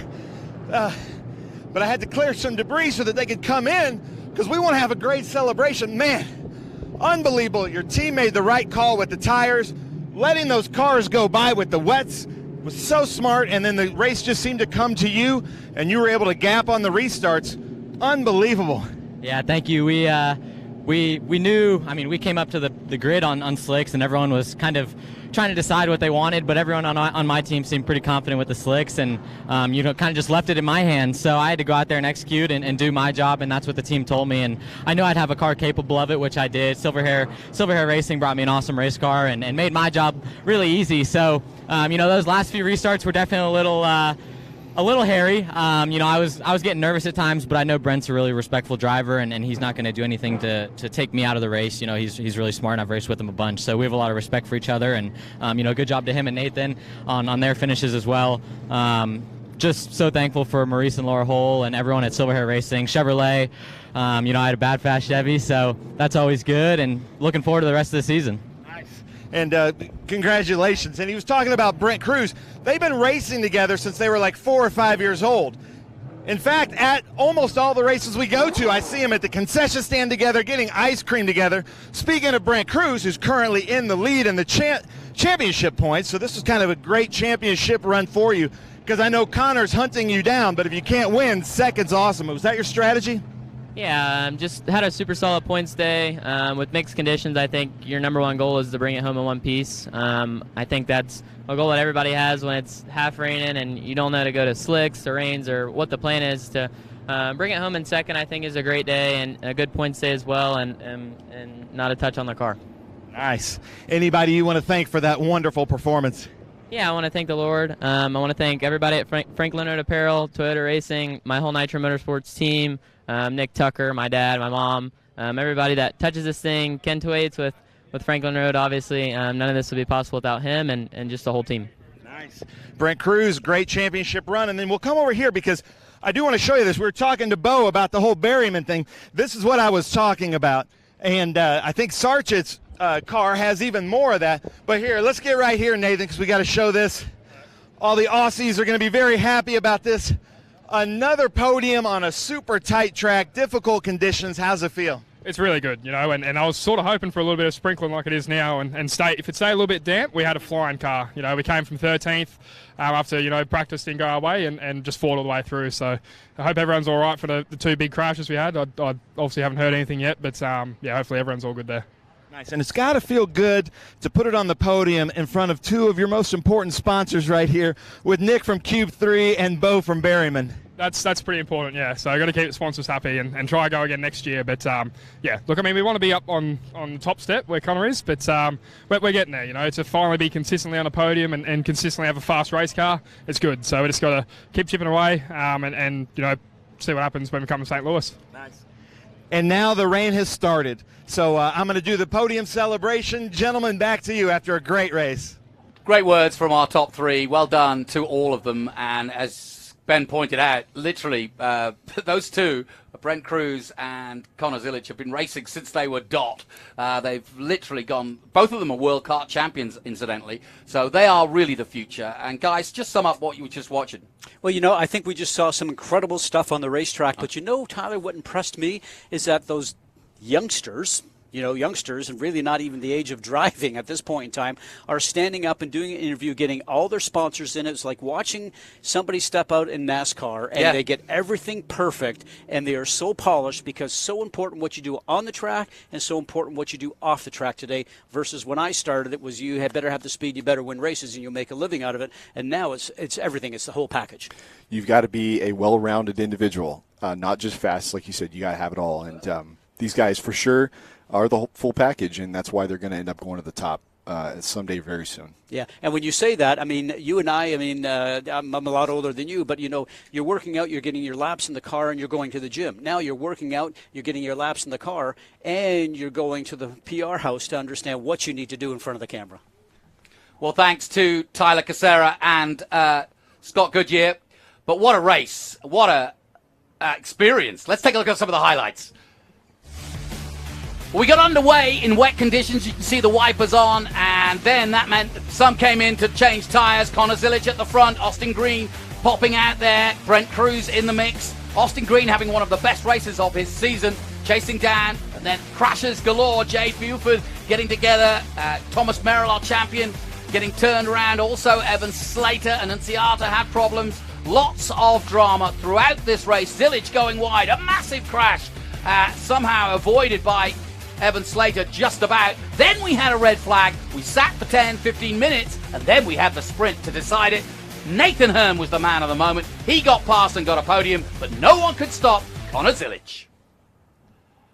Wow, let's take a look then at the results. Connor Zilic gets his 4th win of the season for Silver Hair Racing and Chevrolet. Brett Cruz is 2nd in the Ford Mustang for Franklin Road Mobile 1 and Intro Sports. And then Nathan Hearn for Cube 3 Berryman in the Ford Mustang takes 3rd. Then it's Austin Green, Dylan McAvern, Rafa Matos takes 6th, Thad Moffitt in 7th, Adam Andretti in 8th position, Chris Durbin 9th, Keith Prochuk, well, he was involved in that incident at the end there, but he gets 10th position. Darren Mock takes 11th, then Gallagher, Bose, Abate. Welcome back to Michelle. She gets a good result, one of the best of the season. Doug Winston, 15th.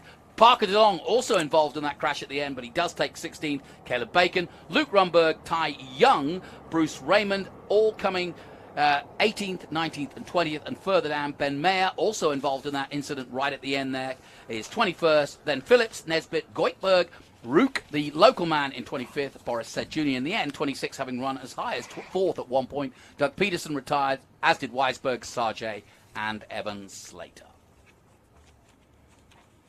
A little further down, as you saw, our champion Thomas Merrill joining us in the booth, having had a crash early on. He had a spin and then was frustrated, as he admitted, and went out. And Buford likewise did not finish the race. So then, what about our cool move? Well, we got something really special for you this weekend, because the cool move can be an overtake. It can be, for Cool Shirt Systems, to win that shirt, a cool move of the race. Well, the coolest move of the race, by far, in our opinion, was this man. Watch this. This is a chance to see a bump start, which you very rarely see anywhere. But Prochuk couldn't get started, so what does Ty Young do? He gets behind him, and it's the old, here, mate, I'll give you a bump start. You just get the motor running, you get a little bit of a push, and that's enough. Drop the clutch, and away you go. That's our cool move. Well done, Ty Young. Great stuff. Looking down on the famous Watkins Glen podium, and in a moment we'll hear from our top 3 in all the categories. But what a great race that was. My thanks to Tyler Casera and to Scott Goodyear, as always, for their valuable time. Let's head down to Ben Sissel once again to bring us our podium. Here we go. All right. You're just coming through on the hat toss here. Jonathan Scott, what a great job. The Trans Am Series presented by Pirelli at Watkins Glen International. Let's hear it, ladies and gentlemen. What a race. Unbelievable. The Big Machine Vodka Spike Coolers TA2 Series never disappoints, and especially at Watkins Glen International. So, here's what we're going to do. We're going to start the celebration. We need everybody to be loud. We're going to throw out some hats also. So the louder you are, the more hats we throw out. TA2 Pro-Am. This is a highly contested little championship inside of the championship. So, in first place, Pro-Am, get loud, New York, Empire State. The number 25, Chris Durbin.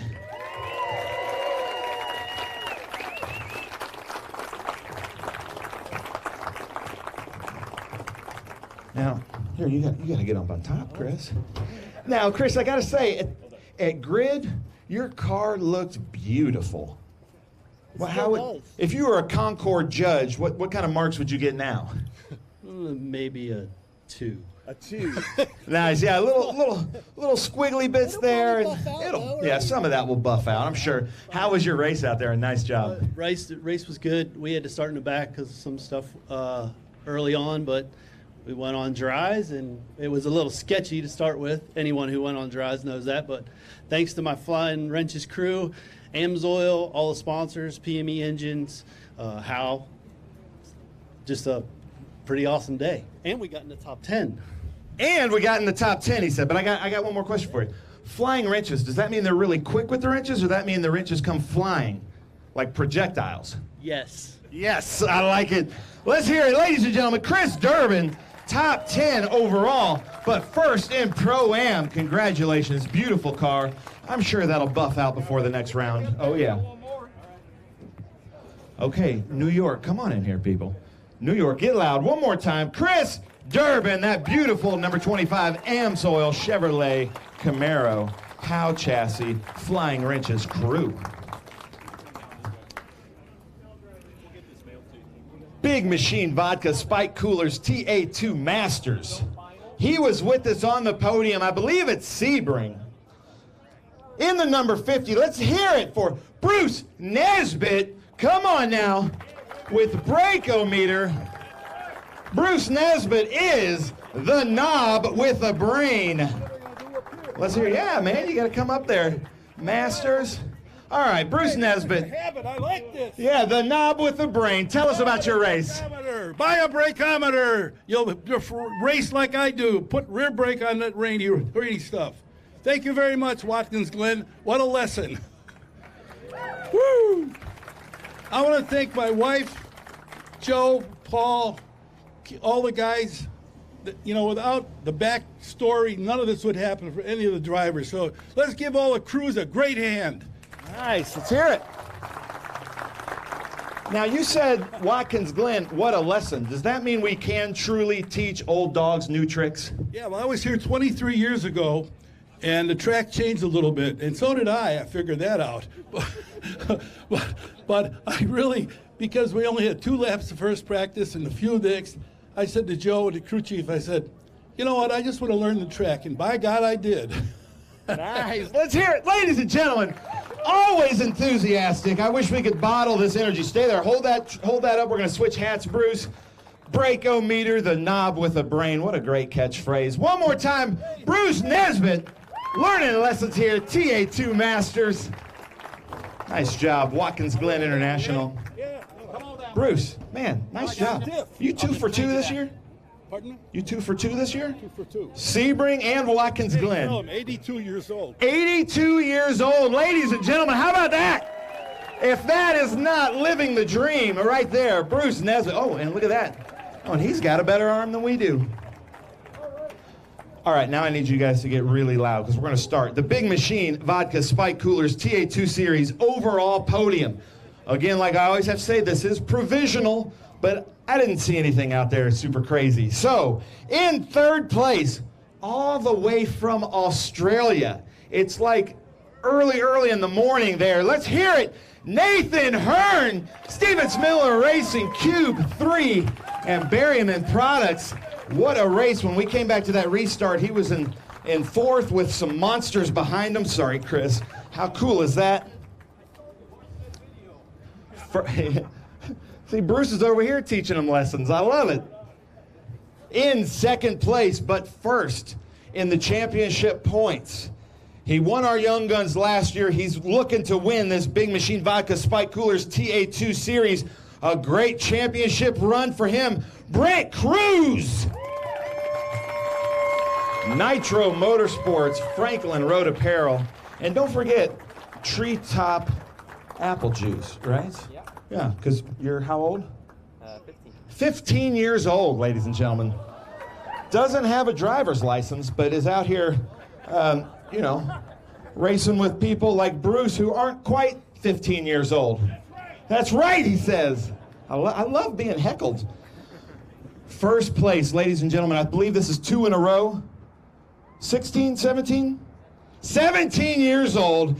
Down here racing with Silverhair, this beautiful car that looks untouched. Can't say that for Durbin's car, but look at this beautiful Silverhair car there. Let's hear it, Connor Zilich. Doing everything he can. Man, I like this crowd. Nathan, 2 podiums in a row, super tight technical courses.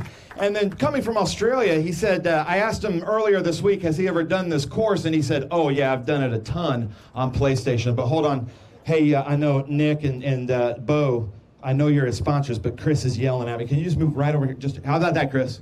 All right, we love our sponsors. No, keep taking pictures. You want me to start that again? Cube 3, Berryman Products, Nathan Hearn, 2 in a row here on the podium, a super tight courses. I asked you earlier this week if you've ever done this, and he says, loads on the PlayStation. And I've never heard a driver say, yeah, I've done this track on video games and think they did it, but nice job. Yeah, no, thank you. It's Yeah, it's been a good year for us so far. Did you want me to hold it? Or? No, I got it. All right. It's been a up and down year for us, and finally we're starting to find some momentum and sit in the podium consistently. At the start of the year, we were really quick and knocking on the door, but we sort of tapered off midway through. But it's great for Cube 3 and Berryman and Luca Molly and everyone on the car for and Stevens Miller Racing and Howe Racing as well. It's been a big year, and everyone took a bit of a gamble bringing me over here, so I'm just really glad we're getting some momentum for the end of the year and can finish it off strong and see if we can get this Rookie of the Year title at the end of the year. Nice. Anything you want to say to the Aussie fans? I don't think most of them are going to be awake yet. They'll probably watch on the post-produce, but thank you for all the support. It's a lot of people have been waking up at 1 a.m. to watch the racing, which is pretty cool, and without Australia I wouldn't be here today, so it's a bit of a dream come true. Marcus Ambrose was my mentor last year, so he had the really good, obviously, success here in NASCAR. So, not quite NASCAR yet, but it's good to, sort of follow his footsteps. Nice. Let's hear it, Nathan Hearn. Brent Cruz, what a great run. Just start to finish, really nice. These two have been racing together since, you were 5 years old? Yep. They have ice cream together at almost every race. Really close friends until that green flag comes out. How was it out there? Yeah, we had a great number 70 Nitro Motorsports Franklin Underpale race car today. We didn't have enough for the 7, but a second place is always something to be happy about. Just wanted to get through the whole race. Basically, was the number 1 goal to start. Having it rain and then start on slicks was pretty much a gamble for us. I think we switched 3 or 4 times, so could never make up our mind, and we actually made the right decision. So just want to thank everybody at Nitro Motorsports, Nick Tucker, and my whole family. Nice. Let's hear it, Brent Cruz. And now Watkins Glen, I cannot say this enough. There is a very good chance, if I were a gambling person, I would put a lot of money on these 3 gentlemen are going to be up here on these steps on Saturdays and Sundays here at Watkins Glen in other series. So make sure you meet them and get their autographs after this, because we've got Toyota contract was just signed by Brent Cruz, going to be racing in that series with Toyota. And then with Chevrolet here, we've got Connor Zillage. So make sure you talk to these guys after this race, because they're going to be back here racing, I'm sure, on Saturdays and Sundays. Connor, unbelievable race.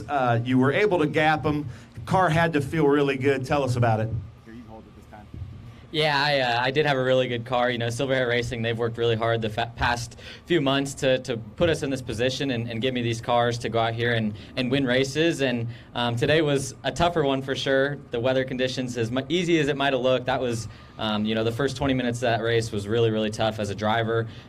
Just understanding the limit when you're on slick tires in the rain, driving 20 seconds off the pace. So, thank you to Silver Hair Racing for giving me an awesome car. Maurice and Laura Hull, they've taken a chance on me and given me this opportunity to come out here and drive these cars. So thank you to them, and thank you to the entire team. They worked so hard for me, and I had a bad, fast Chevy and made my job easy. So, thankful to be able to drive these race cars, and hopefully we can finish out the year strong and maybe make a run for the championship. Nice. All right. You know how I love the awkward questions. Last race, you started from the back and finished first. This race, you started from first and finished first. Which do you prefer? The more fun one is starting from the back, but if I could start up... Maurice, Laura, which one do you prefer? They like to start from the first. Finishing first from last was more fun, but I don't like starting last. That's not... I don't want to do that anymore. So we'll hopefully be starting from the front a few more times this year. Nice. I love it. How about that, ladies and gentlemen? Watkins Glen International. Get loud. Come on now. Last chance. Nathan Hearn, Brent Cruz, Connor Zillage.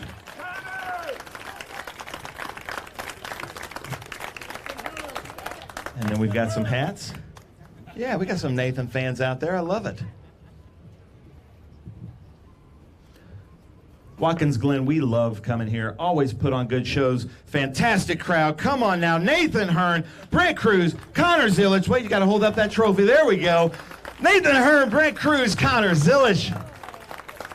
Unbelievable. And then, as we spoke about earlier, only one of these drivers gets Glenora champagne. The rest get applesauce. Oh, man! But they have done this before, right into the eyes. That's going to be sticky. Oh! Look out, Jimmy on the scene coming. Oh, that's a... Oh! Hey, Jimmy, I think Connor's probably faster than you. All right. Connor, you're going to kind of stay close by. You got, oh, man, look at this. It's like a sneak attack up here. Nice job, guys. But Connor, stick around. Lady, oh, yeah, yeah, over here, anywhere. You might want to wipe your eyes. The cool shirt, cool move of the race. I don't know if any of you saw it, but we had to bring the cars in for a red flag. Ty Young, who may have the sexiest voice in motorsports, he had to push his teammate. He put himself out of position to push his teammate Keith Prochuk so that he could bump start his own car down this hill. Probably cost him, let's say, 6 to 8 positions, but to bring his friend, his comrade, his teammate back into the race, to me, that's probably the coolest move I've seen all year. Let's hear it. Ty Young, Wealth Management. You may have seen his commercials on Bloomberg. Come on up here, Top Step. And I was not kidding. I hope you haven't been shouting on the radio, because let's hear that sexy voice. Tell you a funny story. So they're waving me over to the podium, right? And I've never been to the podium here before in Trans Am. And so I'm like, well, I'm just going to go to the truck. They're like, no. So finally I got back here. So anyway, the Ty J. Young Wealth Management, my Coke Ford Mustang was fantastic, far better than the driver. That's why I'm not used to being up here on the podium. But anyway, congratulations to Connor. Nice run today, and to Silver Hair. And Keith was stalled there. He couldn't get it going. I was right there behind him, gave him a push. Cost me a few positions, but my buddy's back in the race, and that's what it's all about to me, racing out here with friends. I love this series. Nice. How about that, ladies and gentlemen? Ty Young. Thank you, sir. You can't take that Happy Gilmore check home, though. But I will tell you this. Hey, you ever want to do some voiceovers? I can pay you like $20 for each voiceover you do for us. You got a deal. I'll do it. You heard that right here. Got a deal. All right, the Omo Legato, fastest lap, fastest times. He gets another Omo Legato watch. Connor Zilic, ladies and gentlemen, how about that? He is collecting these Omo Legato watches, beautiful watches and timepieces given out each race in the Big Machine Vodka TA2 series. Thank you very much. Connor, nice job, man. Unbelievable. We got to go get more ice cream, though. All right, so, ladies and gentlemen, that does it here for the Trans Am series presented by Pirelli, the Big Machine Vodka Spike Coolers TA2 series. We love coming here. We will be back here again next year, about the same time of year, so make sure you come out. Thank you for staying tuned. Now go out there for the fan walk for the Governor's Cup, and thank you. Can't wait to see you guys again next year. Great stuff, Ben Sissel, rounding out the podium at Winner's Circle. But what a day, folks. I tell you, these are the days you remember, and why you love motorsport. If you were tuning in, it doesn't get any better than that. The birthplace of road racing in America, Watkins Glen from 48 to 2023. Young guns going at it in tough conditions, the toughest you can imagine, starting in the wet, coming in potentially to change to wets or to dries, or in the case of Zilic, making the right decision, and just pure, utter great racing. Well done to Nathan Hearn. Well done to Brent Cruz, and well done to our winner again, his 4th of the season, Connor Zilic. Join us next time as we head to St. Louis next time. Bye-bye for now.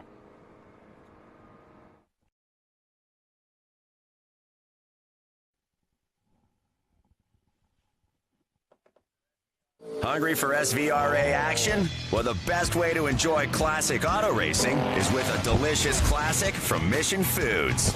Green flag your race-watching snacks with Mission's mouth-watering race day recipes. Try some of our tasty tacos, piled high nachos, fresh chips with guac, and more. So gear up your ride and fuel up those stomachs with delicious Mission Foods. Now that's too fast, too tasty.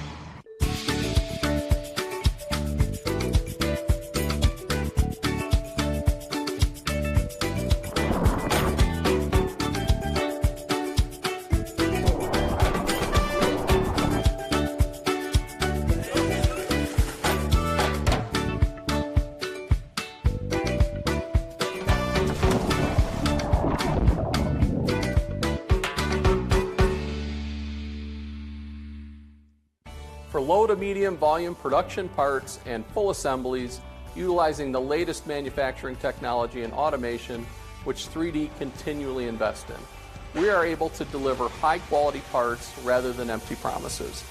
3D takes on the jobs our competitors simply can't. The Three-Dimensional Services Group loves the challenge. Our team is your team. The Three-Dimensional Services Group, prototype, production, proven. You've got a business to run, big and heavy products to ship, and customers who need them now. When you've got the right driver and the right equipment, you can bet on a spectacular result. Bennett understands complex logistics and puts the best team, the most time, and the latest technology into every customer relationship. So you can sit back, relax, and enjoy the race. Let us handle the rest. Together, we can move anything.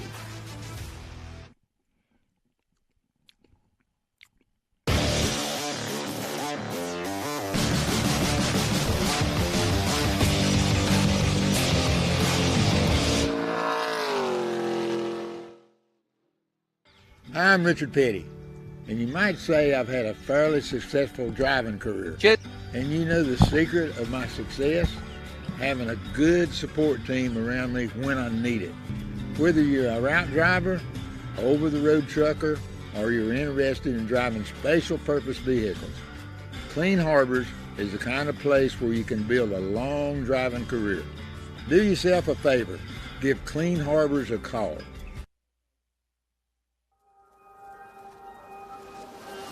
How good is this? Look at this view from Losowski.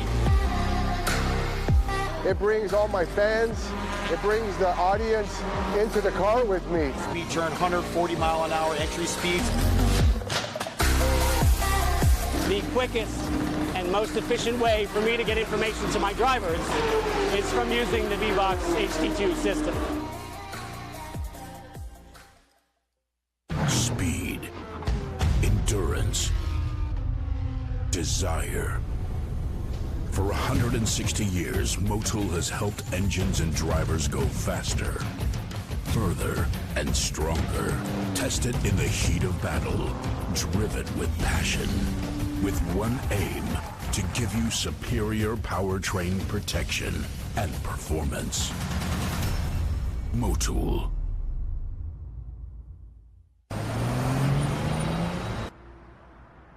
Honey, did you do something to the car? It's so quiet. Do the new P0 AS Plus 3 tires from Pirelli provide a quieter ride? Yes.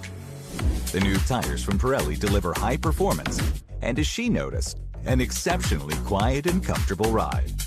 The new P0 AS Plus 3 tires from Pirelli. Performance for every mile.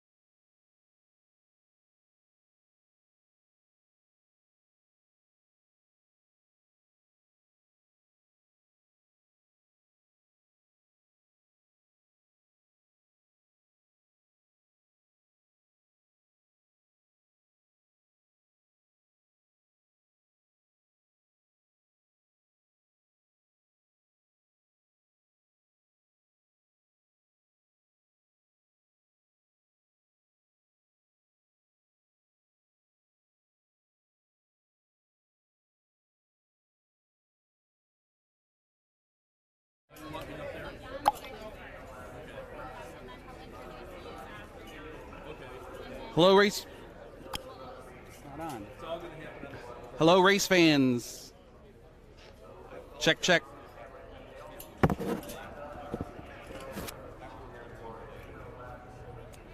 But they can't on the PA.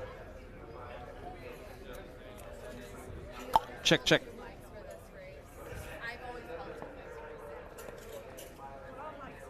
Is the other one working?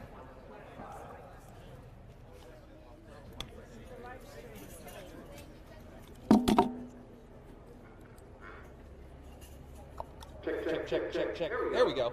Well, good afternoon, race fans. Thank you all for joining us for the Hilliard U.S. Vintage Grand Prix this weekend as we prepare to send out the cars for the Governor's Cup race. We're reminded of the rich racing history here at the Glen. The annual Governor's Cup was issued by former New York Governor George Pataki back in 1999 to commemorate the Watkins Glen for its significance in auto racing. The Hilliard U.S. Grand Prix weekend is home to the largest gathering of historic and vintage race cars in New York State, which provides an economic impact for the Finger Lakes region. For 75 years, road racing has been a part of Watkins Glen life, racing in the streets to today's permanent circuit, Watkins Glen International. Other milestones celebrated this year are the 100th anniversary for MG and the 70th anniversary for the Chevrolet Corvette, which has its origins here at Watkins Glen. To celebrate these monumental events, the marquee car for the upcoming Governor's race will be the American icon, the Chevrolet Corvette. May the competitors race with a healthy spirit and good sportsmanship. Now, race fans, please rise and remove your hats as we begin our pre-race ceremonies. First, let's welcome Watkins Glen International long-term partner, president and CEO of the Hilliard Corporation, Jan Vanderblink. Jan, welcome back to Watkins Glen. Hilliard's such an important part of this event. It's great to have you here today. Thank you very much. On behalf of all of us, Meyer, New York, Hilliard Corporation, a 150-year-old company. We've been here many years now. We're very happy to sponsor this event, particularly this week. So great to be here. Wish everybody good afternoon. Jan, what do you have a favorite memory from all the years that you supported this event here at Watkins Glen? They're all great. You never have a bad day to race, so happy to be here all. Jan, thank you. Enjoy the Governor's Cup. Thank you very much. Ladies and gentlemen, Jan Vandenblank from Hilliard. Thank you so much for sponsoring today's event once again. Now please welcome the Boy Scouts from Troop 87 in Big Flats, New York, as they present our nation's colors. To announce today's invocation, we recognize Reverend David Fife from the Elmwood Avenue Baptist Church in Elmira Heights, New York. Let's pray. Lord God, we thank you for the opportunity to gather here at Watkins Glen for this year's running of the Hilliard U.S. Vintage Grand Prix. We ask your blessing upon this race, with your hand of protection upon each driver, course worker, and crew member. And help us to remember, Lord, to remember that all good things come from you. Amen. Thank you, Reverend Fife. To present our national anthem, please give a warm welcome to local singer from Buffalo, New York, Anna Hertz. Oh, say, can you see by the dawn's early light what so proudly we hailed at the twilight's last gleaming, whose broad stripes and bright stars through the perilous fight o'er the ramparts we watched were so gallantly streaming, and the rockets' red glare, the bombs bursting here gave proof through the night that our flag was still there. Oh, say does that star-spangled banner yet wave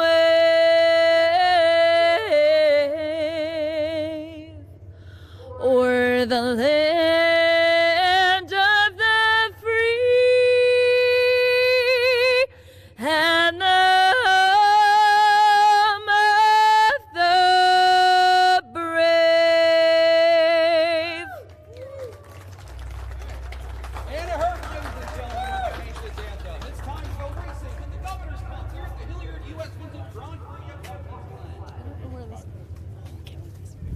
this one too. Too late. Hold. Oh, you're That's done. it. I'm done.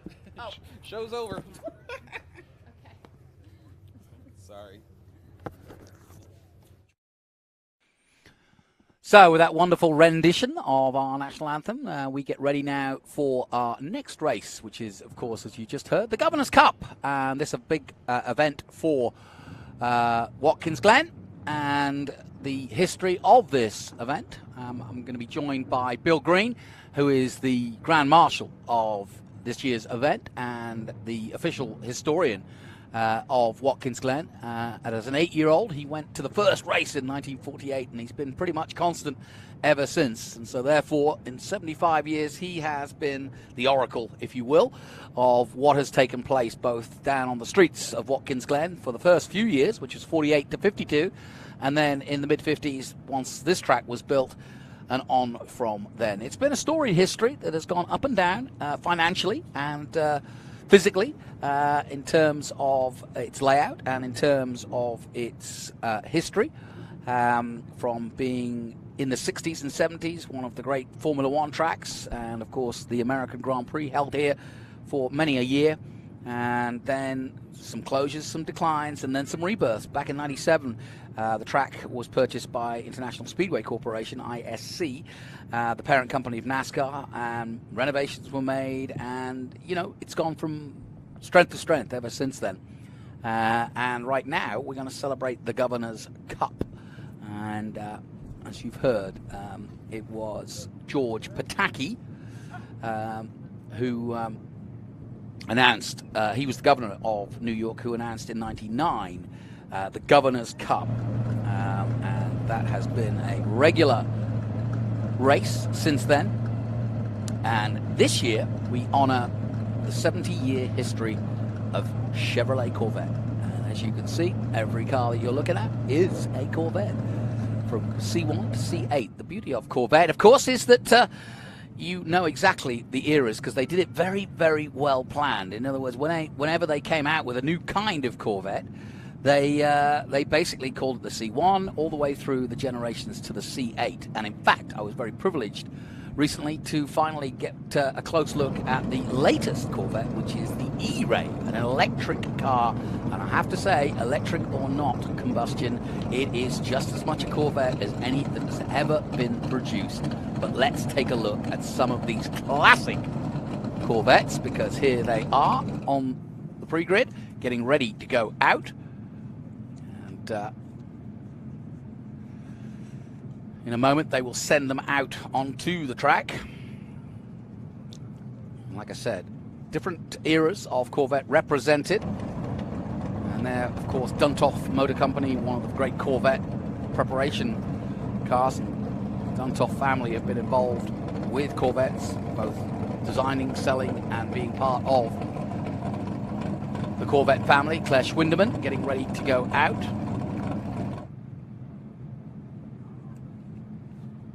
She's already had a run today, but now getting ready for the Governor's Cup. And I'm going to be joined, I hope, by some guests. And I've mentioned Bill Green, but you never know, we might get a look from Tony Pirelli, of course, who was a big Corvette and still is a big Corvette man, but has put his time and attention into running the series. But he is a big fan of the Corvette in every which way. He saw one down at the enactment the other night and was gleefully running across to go and have a look at it. And that's what it's all about. And the following of Corvette is quite unique in the 70-year history of the car itself. Been through many, many iterations. And, well, just to give you an example, we've got cars, we've got roadsters out there. We've got different years represented. We've got Edward Savajian driving one of them, and he is one of the top drivers at the moment in this field. But also, Front Row Joe is out there in the field. Joe Nemechek, the famous NASCAR driver, retired long ago, but still doing some vintage, and that's great to see. And as they come out, we'll get ready for this Governor's Cup. And let's just listen to that beautiful sound as they head out of the pits.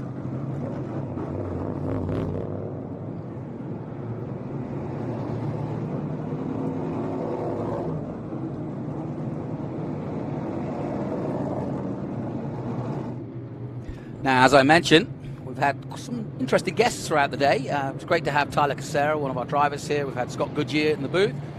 My thanks also to Adam Andretti, who came in yesterday. But right now, I'd like to introduce you to our Grand Marshal this weekend. And we were swapping stories about the history of Corvette and how it all came to be. And I'm going to make him tell the story again, because you could argue Jonathan Green is joined by Bill Green. But no, but you could argue, Bill, that the Corvette, and let's tell the story, kind of got its start here in Watkins Glen. Tell us about it. The Corvette happened during the weekend of 1951 Sports Car Grand Prix, when they ran through, when the Harley Earl brought one of the show cars for people to look at. And Nick Faboni had invited him. He was a local Chevy dealer, and he said, you'll get a lot of publicity out of it. They use it as a show car inside. So they brought it, and it also led the concourse parade around the circuit counterclockwise, and drew a lot of attention. It also drew a lot of attention to Harley, because he didn't see an American sports car. They were all foreign cars, and Briggs Cunningham wasn't building Cunningham's the touring cars until 1952. So after that weekend, they went back to Detroit. By 1953, they built a number of those new 1953 Corvettes. And so Nick Faboni called out there to where he normally would order his cars, said for the dealership, said, I'd like to get one for the Concours in September for the Grand Prix. And they said, no, we can't do that. So he got on and drove out there and went to see the same guy again. They said, no. So he went across wherever Harley's office was and went in to see Harley.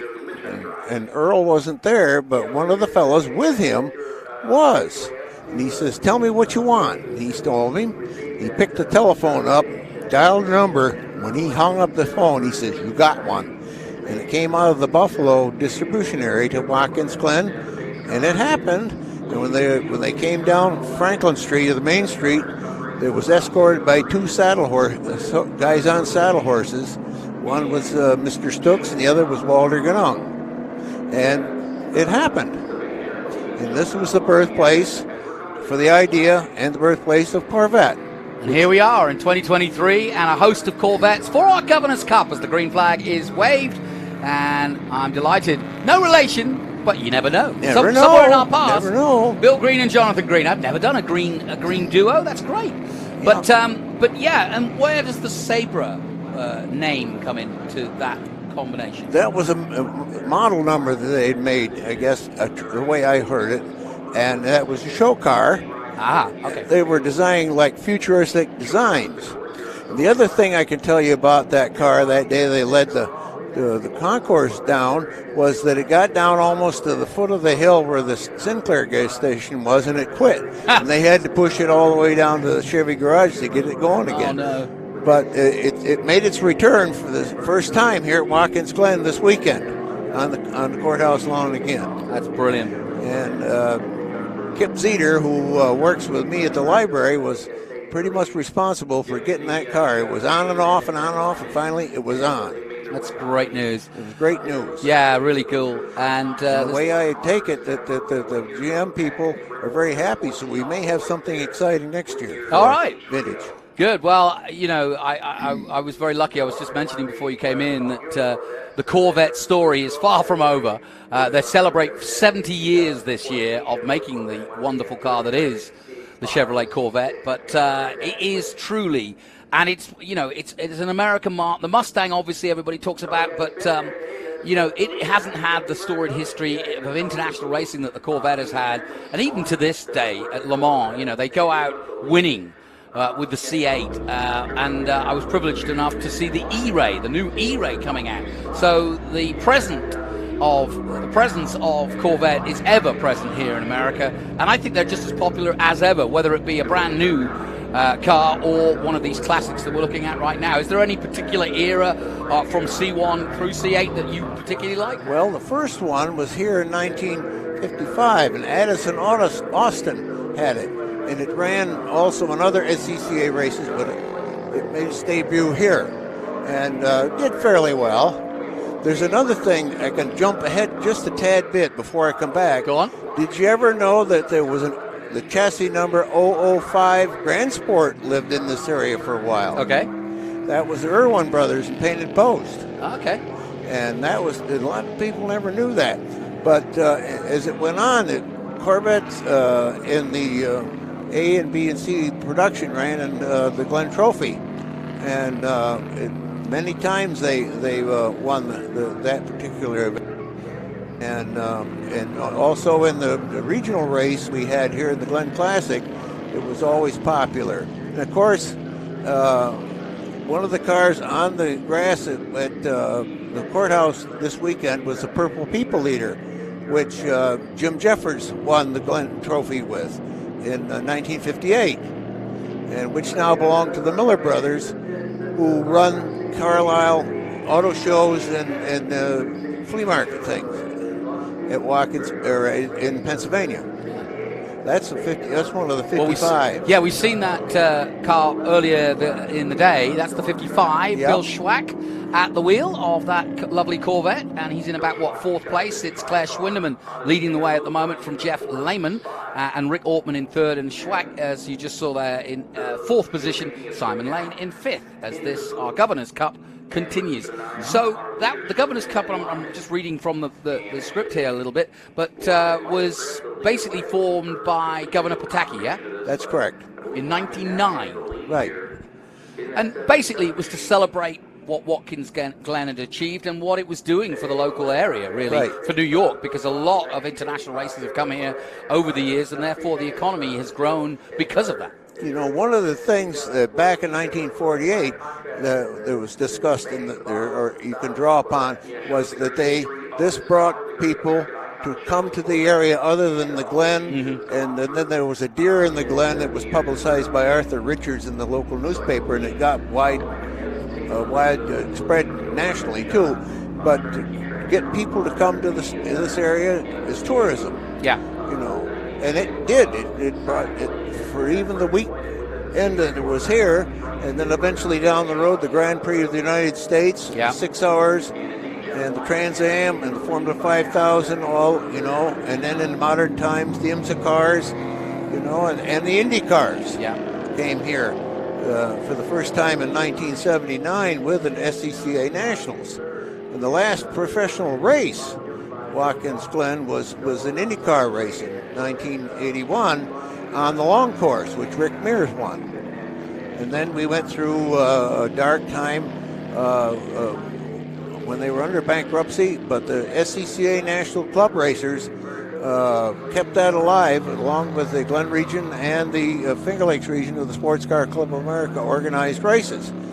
And eventually, through the bankruptcy times, in 1982 fall, there was an auction of the property here, and there was a crowd in the courthouse lawn bigger than what you've seen if you were downtown this last Friday.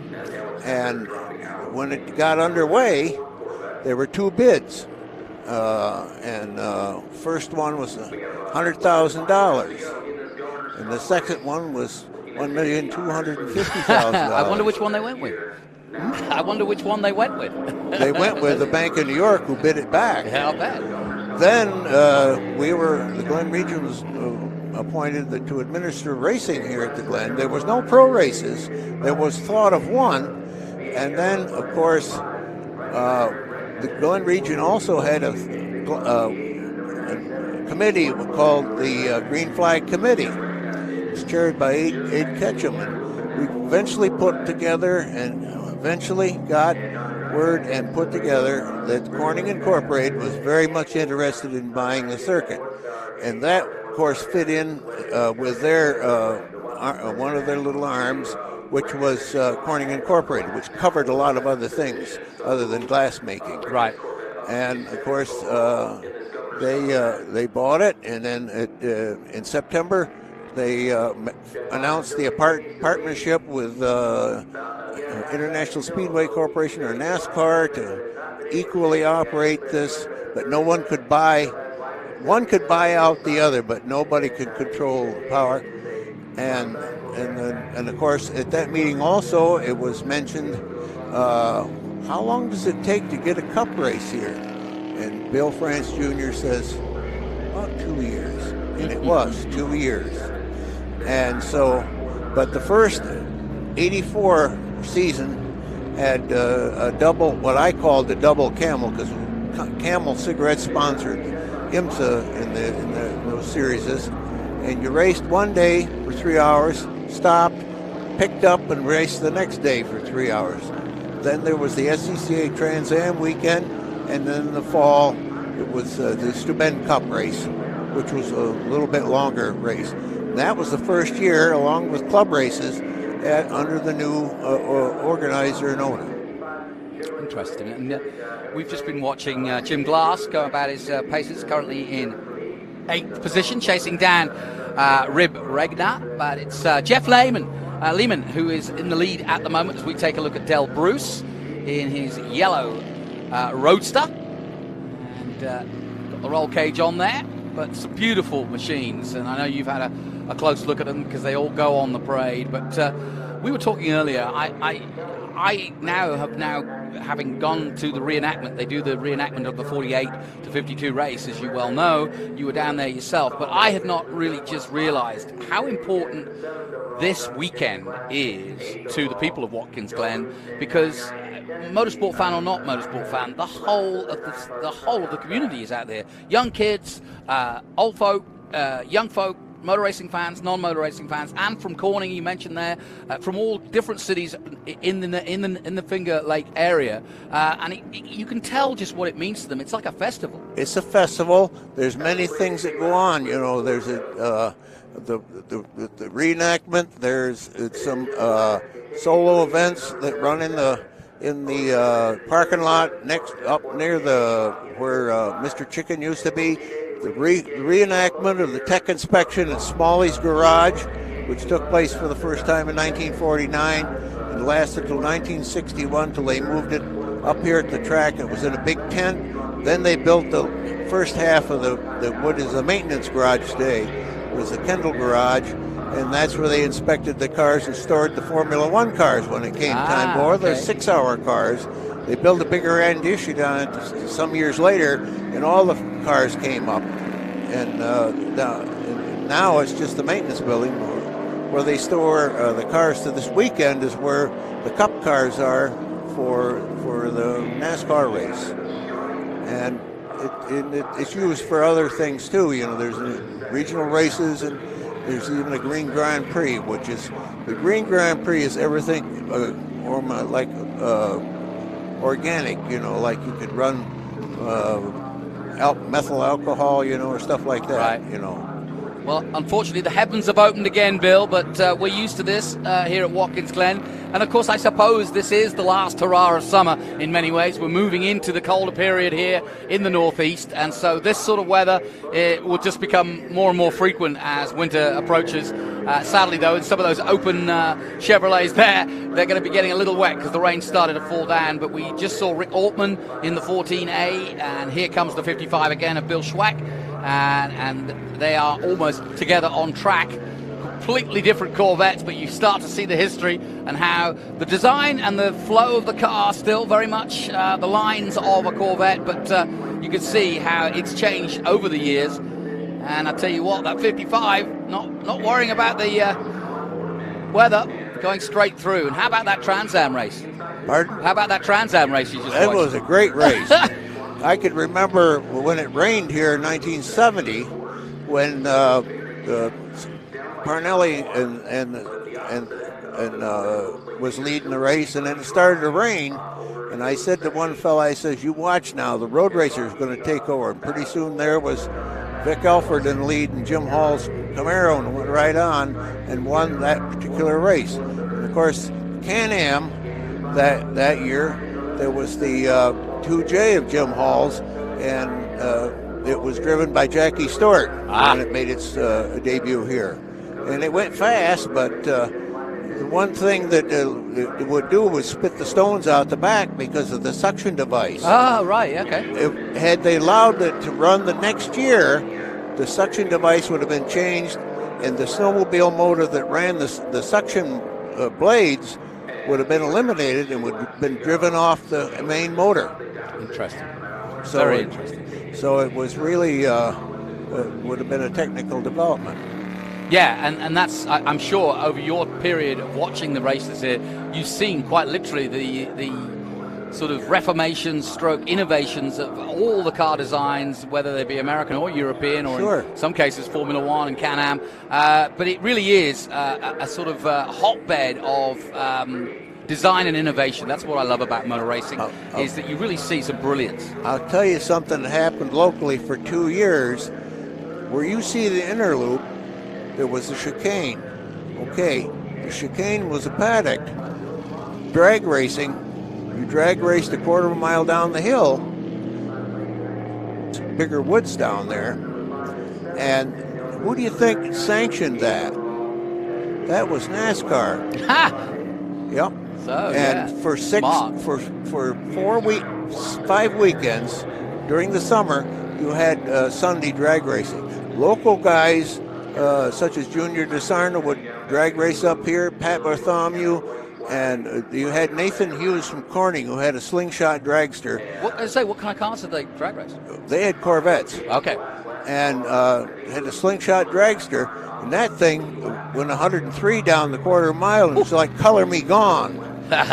And that was some of the other things. They had snowmobile races in the summer from 1971 to 73, but 74 it warmed up, and many other events here.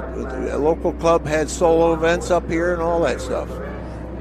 And Corvettes were in that too. Yeah, I'll bet. Yep, it's along been with ever the present. 6 hours. Well, here's your leader, Jeff Lyman, in that all black Chevrolet in the 77, leading quite distinctively now from Claire Schwindeman, who started at the front. But he's now in second place, and Schwack in the 55 is in third. The rain and the downpour I don't know if it's continued, but we definitely got quite a down drop a moment ago, but I think it's clearing up again, so hopefully we'll stay that way. We're at to set the white flag. Bill, what's your most enjoyable period then at Watkins Glen, would you say, or are you still enjoying it as much as ever? I enjoy all of it, but the town, when it went through town, it was golden. I'll bet. And you were 8, right? When I was 8 years old. I love it. Where were you? Where did you stand? I sat in the Howgate Tavern, which isn't there anymore. My mother waited table there because we had farm, and my own dad had died. And she says, "You ever been to a car race?" Well, I hadn't. We go to the fair and see horse races. Yeah. So I sat down, and you come in, and this one way there was a table. I never left that only once to go to the bathroom. That's how it hit me. It hit you, and you never looked back, yeah. No, in the next 2 years, I was on my aunt's porch down just below the start-finish line. The last 2 years, I was on the old Glen National Bank at the Four Corners. Okay. In 52 and 51. I could see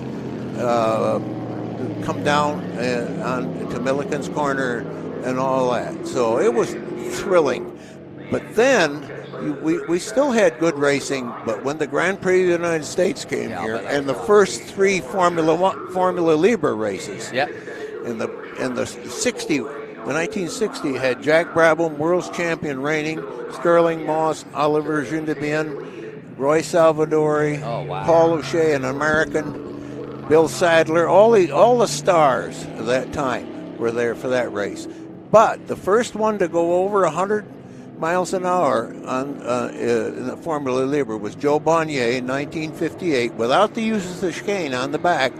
It was right around 102 miles an hour in a 250F Maserati. Ooh, wow! Which was an ex-Fangio car. An actual Fangio car. Yeah, chassis number 2525. Wow!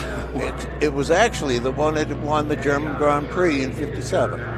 Well, we're on the final lap, Bill. We could talk all night, but we're coming to the end of this one anyway. But we'll have you back in whenever you can make it up here and want to come in, because you're a wealth of knowledge, and it's an absolute joy to sit alongside you and hear what the true history of this event and what Watkins Glen means to you as one of the locals and to so many of the locals here. But here is Jeff Lyman in the 77, coming to the checkered flag to complete the Governor's Cup for 2023. My thanks to Bill Green joining me here, the current Grand Marshal of the event. And have you enjoyed your weekend? Yes. Good. Well, we're delighted to have you here. Claire Schwindeman comes across the line in second place, and Bill Schwack takes third. Venditelli finishes in fourth place. Rick Ortman drops down to fifth, having been third at one point. Simon Lane sixth, James Glass seventh, Del Bruce in eighth position, Rib Regener in ninth position, and Alex Hackert in 10th. That's your top 10, and a fantastic honour to Corvette, and they well deserve it. 70 years in the making. Let's take a look at some of the highlights then of this race, because it was a good one. And Jeff Lyman right at the sharp end throughout most of it. And like we said, the Governor's Cup started back in 1999, and we continue that tradition today. Let's take a look then at those highlights, and off we went. Lyman in third at the start of this, but he made his way to the front, and sadly Rick Ortman, who had been at the front, went backwards a little bit. He dropped down to sixth, and I think that could well have been to the drops of rain that we had. We had a little mini downpour. Rick Orton was at third place at one point, but then he dropped down to fifth, and coming through then, therefore, was Jeff Lyman, number 5, also in the mix. As everybody getting a good day out at the races. The 55 of Bill Schweck then taking third place. But in the end, it was Jeff Lyman in the 77, taking that checkered flag to win the Governor's Cup of 2023. Well, my thanks to Bill Green for coming in. I appreciate it, Bill. I'm glad you have enjoyed your weekend. Don't forget MAV TV, Watkins Glen International, all the highlights for the Big Machine Vodka Spike Coolers TA2 series. That on Thursday, September 14th at 8 p.m. Eastern. And then right afterwards, the highlights of the TA, XGT, SGT, and GT, and that again, 9 p.m. Eastern. So you've got back-to-back highlights of this weekend's racing from Watkins Glen on MAV TV, and right after that, the documentary series following the Showtime team, a look behind the scenes. My thanks to Bill Green, our Grand Marshal. My thanks to Tony Pirella and all of those who've put on the event. Greenlight Television for bringing you the pictures. It's been a fun weekend, a fantastic bunch of racing. Despite the weather, and we got lucky in many ways. Yes, we had the weather, but it didn't actually rain so hard that we couldn't put the event on. We had a few sessions we had to miss because of the weather and fog, but we got things going and got it underway. So delighted to have had that. From me, Jonathan Green, until next time, we'll be racing at St. Louis at the Worldwide Technology Center next, and then it's VIR and COTA to finish off the season. That's Trans Am and SVRA, but more great racing coming your way. I hope you've enjoyed our coverage this week. Jonathan Green, goodbye for now. Taking on the challenge, equipping yourself with the best, moving ahead. It's about going further, faster, in racing and in everyday life. At Customers Bank, we know that great things happen when you combine the best of technology with a deeply human touch. So we offer a wide range of personal, small business, and commercial banking solutions with outstanding personal service, giving you the edge you need to take on tomorrow. The Gateway Speed Tour comes to Worldwide Technology Raceway September 22nd through the 24th, featuring the Trans Am Series presented by Pirelli, the Sports Car Vintage Racing Association, and Saturday, take part in the Haggerty Cars and Caffeine Car Show with parade laps. You do not want to miss the Gateway Speed Tour September 22nd through the 24th. Children 12 and under are free. For tickets, simply go to speedtour.net. That bush is really coming along. Hi, Carla. What are you up to? Oh, I just spent the whole morning having a little battery-powered fun. I can see that. This thing is powerful. Hey, honey, I was just gushing about our new favorite toy. Let me tell you, the battery life on this thing, You wouldn't believe it. sometimes we need a little extra push to get there. Sometimes, hey, I let it do all the work for me. And it has so many different settings. All right, Joel, ready to go again? You should join us sometime.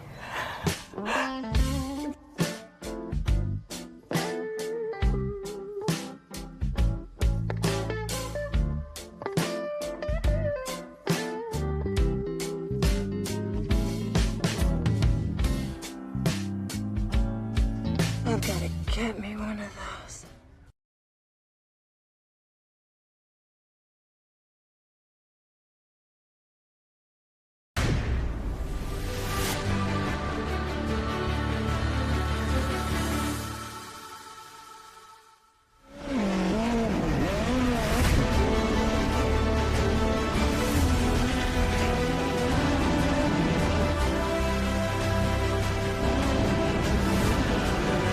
But here comes the battle for the checker flag. I believe it is. Ryan Nitz gets the win.